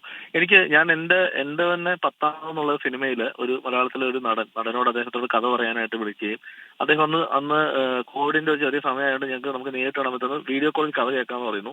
അന്ന് ആ കഥ കേട്ടുകൊണ്ട് അദ്ദേഹം അന്ന് കഥ കേട്ടാണ് ഏറ്റവും രസം. അതായത് ബാത്റൂമിലെ ഷവർ തുറന്നിട്ട് അതിന്റെ താഴെ ഇരിക്കുകയാണ് അദ്ദേഹം കേൾക്കാനായിട്ട്. കഥ കേട്ടിട്ട് അദ്ദേഹത്തോട് ഞാൻ ആ കഥയിൽ ഒരു റിയൽ സംഭവമാണ്, അതായത് അതിൽ ഡ്രഗ്സ് യൂസ് ചെയ്തിട്ട് 2 പയ്യന്മാർ ഒരു കുട്ടീനെ കൊല്ലുന്നൊരു സീനുണ്ട്, കഞ്ചാവ് വലിച്ചിട്ട്. ഇദ്ദേഹം എൻ്റെ അടുത്ത് അപ്പം തന്നെ പറഞ്ഞു, താന് വിചാരിക്കുന്ന കഞ്ചാവ് വലിച്ചാലൊന്നും എഴുന്നേറ്റ് അങ്ങനെ ചെയ്യാൻ പറ്റത്തില്ല, അതെനിക്ക് അനുഭവമുണ്ട്, അതിന് പകരം ഞാനൊരു സാധനം പറയാന്നുണ്ട്. പുള്ളി ഒരു ഡ്രഗ്സിന്റെ പേരിനോട് പറഞ്ഞു, ഇതടിക്കാൻ നമ്മൾ ഭയങ്കര ഇതാവുന്ന പുള്ളി എനിക്ക് അതിനെപ്പറ്റി ക്ലാസ് എടുക്കണം. അപ്പൊ തന്നെ ഞാൻ അതിന്റെ സംവിധായകൻ പപ്പേനെ വിളിച്ച് പറഞ്ഞു, പപ്പയുടെ ഇങ്ങനെ ഒരു സംഭവം ഉണ്ട്, എന്താ വേണ്ടത്? അയാൾ വേണ്ട, വേറെ ആർട്ടിസ്റ്റിനെ ആലോചിക്കാം. കാരണം ഈ പറയുന്ന ആർട്ടിസ്റ്റ് ഇന്ന് ഇവിടെ ഉണ്ട്, നമ്മുടെ സിനിമയിൽ തന്നെ സജീവമായിട്ടുണ്ട്. അപ്പൊ ഇവരെ പിന്നീടുള്ള 6 സിനിമയിൽ ഞാൻ വർക്ക് ചെയ്ത എന്റെ 6 സിനിമയിലും എന്റെ ഒരു കഥാപാത്രത്തിനോട് ഞാൻ അദ്ദേഹത്തിന്റെ പേര് പോലും പറയാൻ പിന്നീട് ഞാൻ പോയിട്ടില്ല. അപ്പൊ ഇത് നമുക്ക് ഇപ്പം ലൊക്കേഷനിലെ അനുഭവമില്ല. കാരണം വെച്ചാൽ നമ്മൾ വർക്ക് ചെയ്ത ലൊക്കേഷനിൽ ഒരു പരിധി വരെ കഴിഞ്ഞ പടങ്ങളിൽ വർക്ക് ചെയ്തവരും അങ്ങനെയുള്ളവരൊക്കെ തന്നെയാണ് ഞങ്ങൾ സഹകരിപ്പിച്ചിട്ടുള്ളത്. അതുകൊണ്ട് തന്നെ ഇവരാരും ഇതിന്റെ പുറകെ പോയി നമ്മൾ കണ്ടിട്ടില്ല. ഇനി ഷൂട്ടിന് ശേഷം ഇവർ ഉപയോഗിക്കുന്നുണ്ടോ ഇല്ലോ എന്ന് എനിക്ക് അറിയത്തുമില്ല. പക്ഷെ ലൊക്കേഷനിൽ ഞങ്ങൾക്ക് അതിനെപ്പറ്റിയുള്ള ഇതുവരെ കംപ്ലൈന്റ് നമ്മുടെ ലൊക്കേഷനിൽ ഇതുവരെ കിട്ടിയിട്ടില്ല. പക്ഷെ ഞാൻ ഇപ്പം പറയുന്നത് ഏത് ലൊക്കേഷനാണ്, ഇപ്പൊ എന്റെ ഏത് പടത്തിന്റെ ലൊക്കേഷനാണ് ഞാൻ പറയുന്നത്, അവിടെ വരാൻ പോലീസിനോ എക്സൈസിനോ ഒരു പെർമിഷന്റെ ആവശ്യമില്ല. അവിടെ ധൈര്യമായിട്ട് വന്ന് അവർക്ക് എന്ത് റെയ്ഡും ചെയ്യാം. അങ്ങനെ ഉണ്ടെങ്കിൽ തീർച്ചയായിട്ടും അത് കണ്ടെത്തിയാൽ അവർക്കെതിരെ നിയമനടപടിക്ക് പോകുമ്പോൾ കൂടെ ഞങ്ങളും കാണും. ശ്രീ അഭിലാഷ്, ഇത് നടന്മാർ മാത്രമാണോ അതോ നടിമാരും ഉണ്ടോ ഈ കൂട്ടത്തിൽ? അല്ല, എനിക്കറിയില്ല. എന്താ പറയുക, ഇതൊക്കെ പലതും ഒളിവും മറയിലാണ് നടന്നുകൊണ്ടിരുന്നത്. ഇന്ന് പലതും തുറന്ന് നമുക്ക് പബ്ലിക്കിന് ഇത് അറിയാൻ പറ്റുന്ന രീതിയിലേക്ക് എത്തിയപ്പോഴാണല്ലോ നമ്മൾ ഈ പല ആർട്ടിസ്റ്റുകളുടെ പേര് പറയുന്നത്. ഇപ്പൊ നിങ്ങൾ കുറച്ച് മുന്നേ പറയുന്ന ഇപ്പൊ ഈ 2 ദിവസമായിട്ട് ചർച്ച ചെയ്യുന്ന പേരിലുള്ളവർ പോലും ഒരു പബ്ലിക് ഫംഗ്ഷനിൽ പോയിട്ട് അവർ കാണിക്കുന്ന കാര്യങ്ങളിൽ നിന്നും ജനങ്ങൾ മനസ്സിലാക്കുന്നതാണ് ഇവർ നോർമൽ അല്ല എന്ന്. അപ്പൊ ഇങ്ങനെ ഇത് എല്ലാവരും ഇങ്ങനെ നോർമൽ അല്ലാതെ ബിഹേവ് ചെയ്യണ ആവശ്യമൊന്നുമില്ല. ഇത് ഉപയോഗിക്കുന്ന ഒരുപാട് പേര് വേറെയും കാണും. പക്ഷെ ഒരു പരിധിവരെ അവർ ഉപയോഗിച്ചിട്ട് ലൊക്കേഷനിലോ അല്ലെങ്കിൽ പബ്ലിക് പ്ലേസിലോ ഒന്നും പ്രശ്നം ഉണ്ടാക്കാത്തതുകൊണ്ടാണ് നമ്മൾ ഇവർക്കെതിരെ സംസാരിക്കാത്തത്. കാണും ഉറപ്പായിട്ടും ഈ പറയുന്ന ഇതിലങ്ങനെ ആണ് പെണ്ണ് വ്യത്യാസമൊന്നുമല്ല ഇത് ഉപയോഗിക്കാനായിട്ട്. തീർച്ചയായിട്ടും കാണും. എനിക്ക് എന്റെ അറിവിലില്ല, പക്ഷെ തീർച്ചയായിട്ടും കാണാൻ സാധ്യതയുണ്ട്. അല്ല, ഈ ലഹരി ഉപയോഗിക്കുന്നുണ്ടോ ഇല്ലയോ എന്നതിൽ ഇന്ന് പരിശോധന ലൊക്കേഷനുകളിലേക്കും ഒക്കെ വേണം എന്ന് നേരത്തെ തീരുമാനമുണ്ടായപ്പോൾ പല സംഘടനകളും അതിനോട് എതിർത്തിരുന്നു. ഇപ്പോൾ സിനിമാ മേഖലയിലെ തന്നെ ചില സംഘടനകൾ തുടക്കത്തിൽ തന്നെ അതിനെ എതിർക്കുന്ന ഒരു സമീപനം സ്വീകരിച്ചു. എന്തുകൊണ്ടായിരിക്കും അഭിലാഷ്? അതെന്താ വെച്ചാൽ, ഉദാഹരണം പറഞ്ഞാൽ ഇപ്പൊ ഒരു സിനിമയുടെ ലൊക്കേഷനിൽ ഒരു ലഹരി പരിശോധനയ്ക്ക് എത്തുമ്പോൾ അതിനെ ഇവിടുത്തെ മാധ്യമങ്ങൾ ഒരു വലിയ വാർത്തയാക്കി ചിത്രീകരിക്കുമ്പോൾ ഇത് ഒരു പരിധി വരെ ഈ സിനിമയുടെ കച്ചവടത്തെ ബാധിക്കും എന്നുള്ള പേടിയാവാം ഈ സംഘടനകൾ അങ്ങനെ പറയിപ്പിക്കുന്നത്. കാരണം അതിനെ ഇപ്പൊ നിങ്ങൾ തന്നെ ഇപ്പം ഈ പറയുന്ന നമ്മൾ ഈ പറയുന്ന മീഡിയാസ് ഈ ഒരു ന്യൂസിനെ ഒരു വലിയ ഹൈലൈറ്റ് ആക്കി ചിലപ്പോൾ അതൊരു കാഷ്വൽ റെയ്ഡ് ആയിരിക്കും ലൊക്കേഷനിലെ. പക്ഷെ ആ സിനിമയുടെ പേരും ആ സിനിമ ലൊക്കേഷനിൽ ഇത് നടക്കുന്നുള്ള ന്യൂസ് പുറത്തു വരുമ്പോൾ ഇത് കേൾക്കുന്ന പല ആളും കരുതുന്ന ആ ലൊക്കേഷനിൽ എന്തോ പ്രശ്നമുണ്ട്, ഈ സിനിമയിൽ ഇങ്ങനത്തെ ആളുകളുണ്ട്. ഇതൊരു ന്യൂസ് വാല്യൂ ഇങ്ങനെ പൊക്കോണ്ടിരിക്കുമ്പോൾ ഒരു പക്ഷേ ഈ സിനിമയുടെ മുന്നോട്ടുള്ള, അതായത് ഇനി ഭാവിയിലേക്കുള്ള ഇതിന്റെ കച്ചവടത്തിനൊക്കെ ബാധിക്കുമോ എന്നൊരു പേടിയുണ്ട്.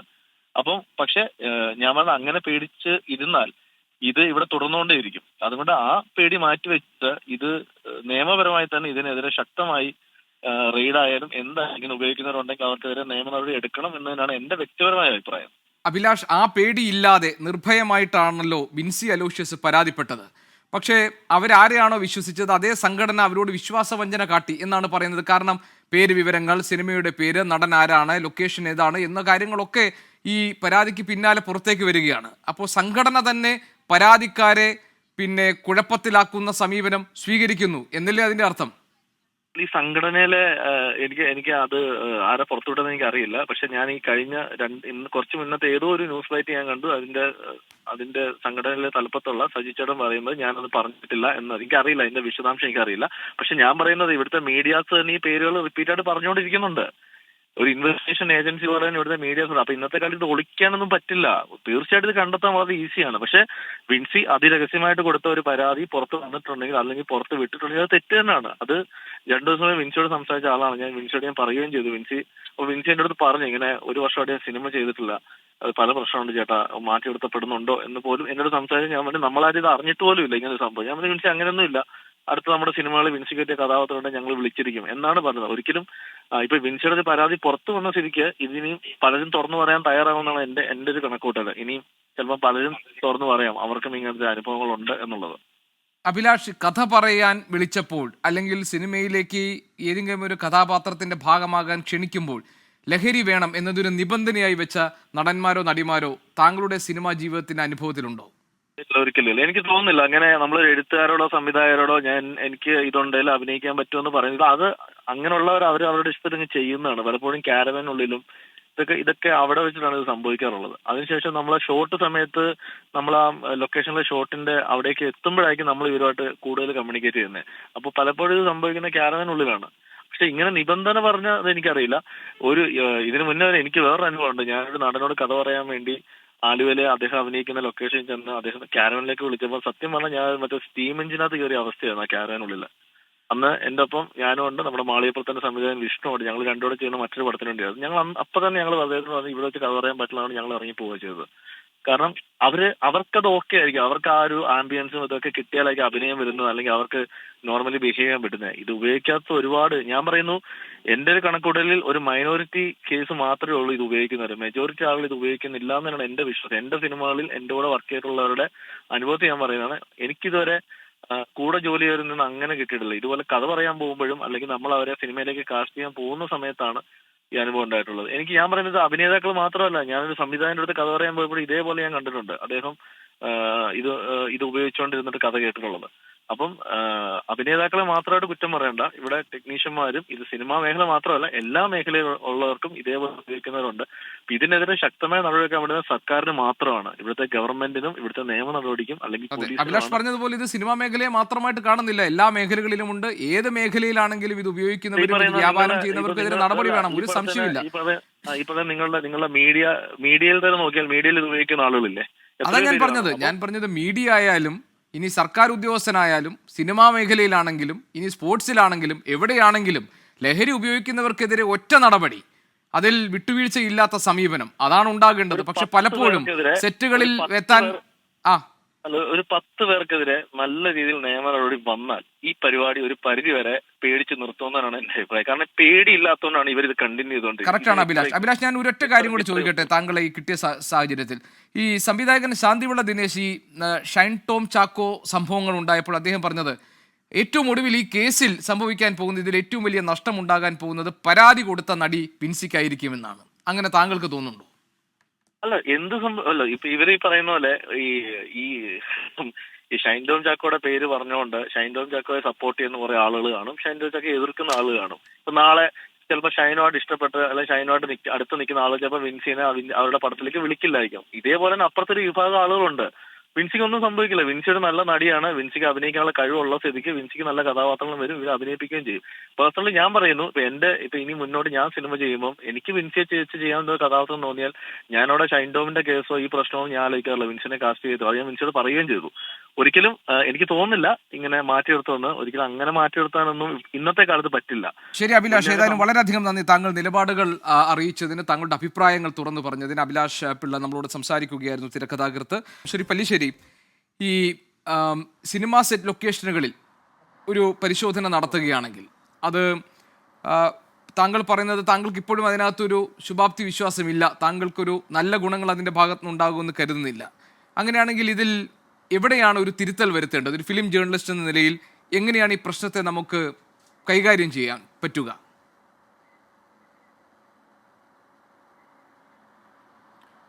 നമ്മൾ ആദ്യം ചർച്ച ചെയ്യുന്നത് ഇപ്പോൾ സിനിമയെക്കുറിച്ച് മാത്രമാണ്.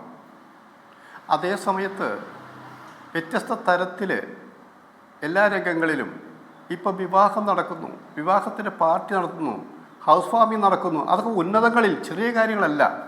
അവിടെയൊക്കെ നടക്കുന്നത്, അല്ലെങ്കിൽ വേറെ മറ്റൊരു ഫംഗ്ഷൻ നടക്കുന്നത്, ഇവിടെയൊക്കെ ലഹരി ധാരാളം ഉപയോഗിക്കുന്നത് വ്യത്യസ്ത തലത്തിൽ. ഒരു വർഷം മുമ്പ് ഒരു ഹൗസ് വാമിംഗ് പോയി, ഒരു പ്രധാനപ്പെട്ട സ്ഥലത്താണ് പോയത്. അപ്പോൾ അവിടെ അത് കഴിഞ്ഞ് മദ്യപിക്കുന്നവർക്ക് മദ്യപിക്കാൻ അതിൻ്റെ നല്ല നല്ല വില കൂടിയ മദ്യക്കുപ്പികൾ ഒരു ഭാഗത്തിരിക്കുന്നുണ്ട്. പക്ഷേ ഇത് പലരും കഴിക്കുന്നില്ല. അപ്പോൾ ഞാൻ ചോദിച്ചു, ഞാൻ കഴിക്കുന്ന ഒരാളല്ല കേട്ടോ, ഞാൻ ചോദിച്ചത് എന്താ ഈ കാര്യം കഴിക്കാത്തത്? അപ്പോൾ വേറെ സുഹൃത്ത്, ആർക്ക് വേണമെന്നൊക്കെ ഒരു സ്റ്റാമ്പ്, അന്ന് സ്റ്റാമ്പ് പറഞ്ഞു, സ്റ്റാമ്പ് എന്നൊരു സാധനമുണ്ട്, അത് ഈ നാമ്പ് ഒട്ടിച്ച് കഴിഞ്ഞാൽ സ്മെല്ലുണ്ടാവില്ല, 2-3 ദിവസം സുഖമായിട്ട് ഇങ്ങനെ നടക്കാം. ഇങ്ങനെയും നടക്കുന്നുണ്ട്. അപ്പോൾ സിനിമാ ലൊക്കേഷനിൽ മാത്രമല്ല പരിശോധന വേണ്ടത്, ഈ പാർട്ടികളിൽ കൺട്രോൾ വേണം. അവിടെ ആ പാർട്ടികളിൽ കൺട്രോൾ വേണമെന്ന് പറയാൻ, ഈ പാർട്ടികളിൽ കഴിഞ്ഞ് എന്തെല്ലാം നടക്കുന്നുണ്ട്. നമ്മൾ കുറേ ക്ലബ്ബുകളുണ്ട് ഇവിടെ, പല ക്ലബ്ബുകളും. ഈ ക്ലബ്ബുകളിലൊക്കെ നടക്കുന്നില്ല. അപ്പം മൊത്തത്തിൽ പല ഭാഗത്തും ഇതെല്ലാം നടക്കുന്നുണ്ട്. പിന്നെ സിനിമയിൽ നമ്മൾ പരിശോധിക്കുമ്പോൾ ആരാണ് പരിശോധിക്കാൻ പോകുന്നത്, ആരെയാണ് പരിശോധിക്കാൻ പോകുന്നത് നമ്മളിതൊക്കെ? അപ്പം അതുകൊണ്ട് തന്നെയാണ് പറയുന്നത്, ഇതൊന്നും നടക്കില്ല, ഇതൊക്കെ പ്രഹസനം മാത്രമാണ്. ഇത് നിർത്തണമെങ്കിൽ കർശനമായിട്ട് തന്നെ പറയണം.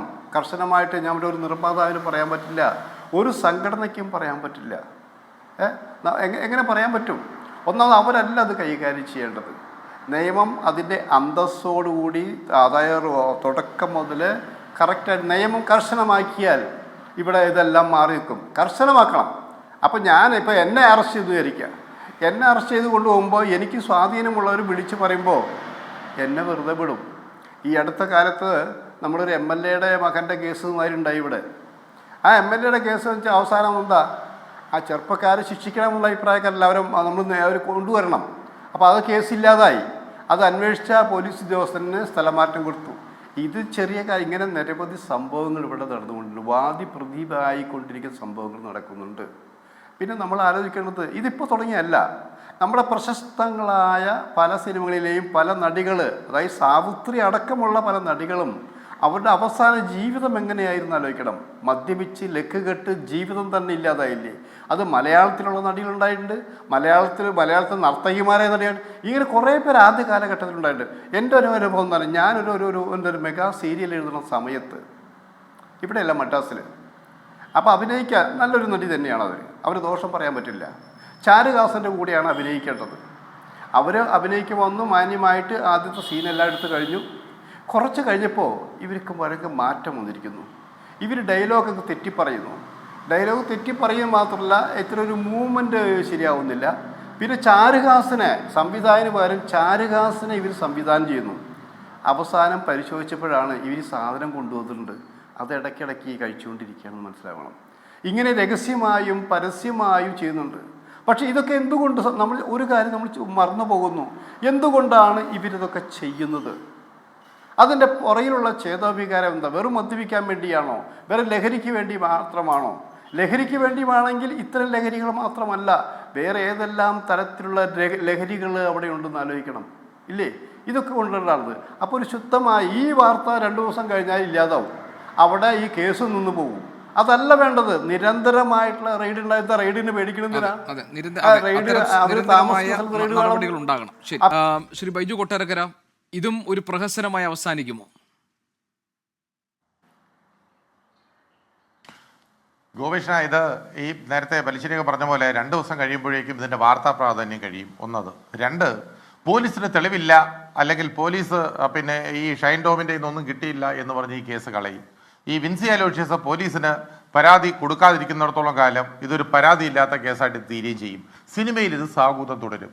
ഇത് നിർത്തണമെങ്കിൽ ഇപ്പോൾ ഈ അഭിലാഷ് പിള്ളയൊക്കെ പറഞ്ഞതുപോലെ, ഒരു 10 പേര് ഒരു തീരുമാനം എടുക്കുക സിനിമയിൽ.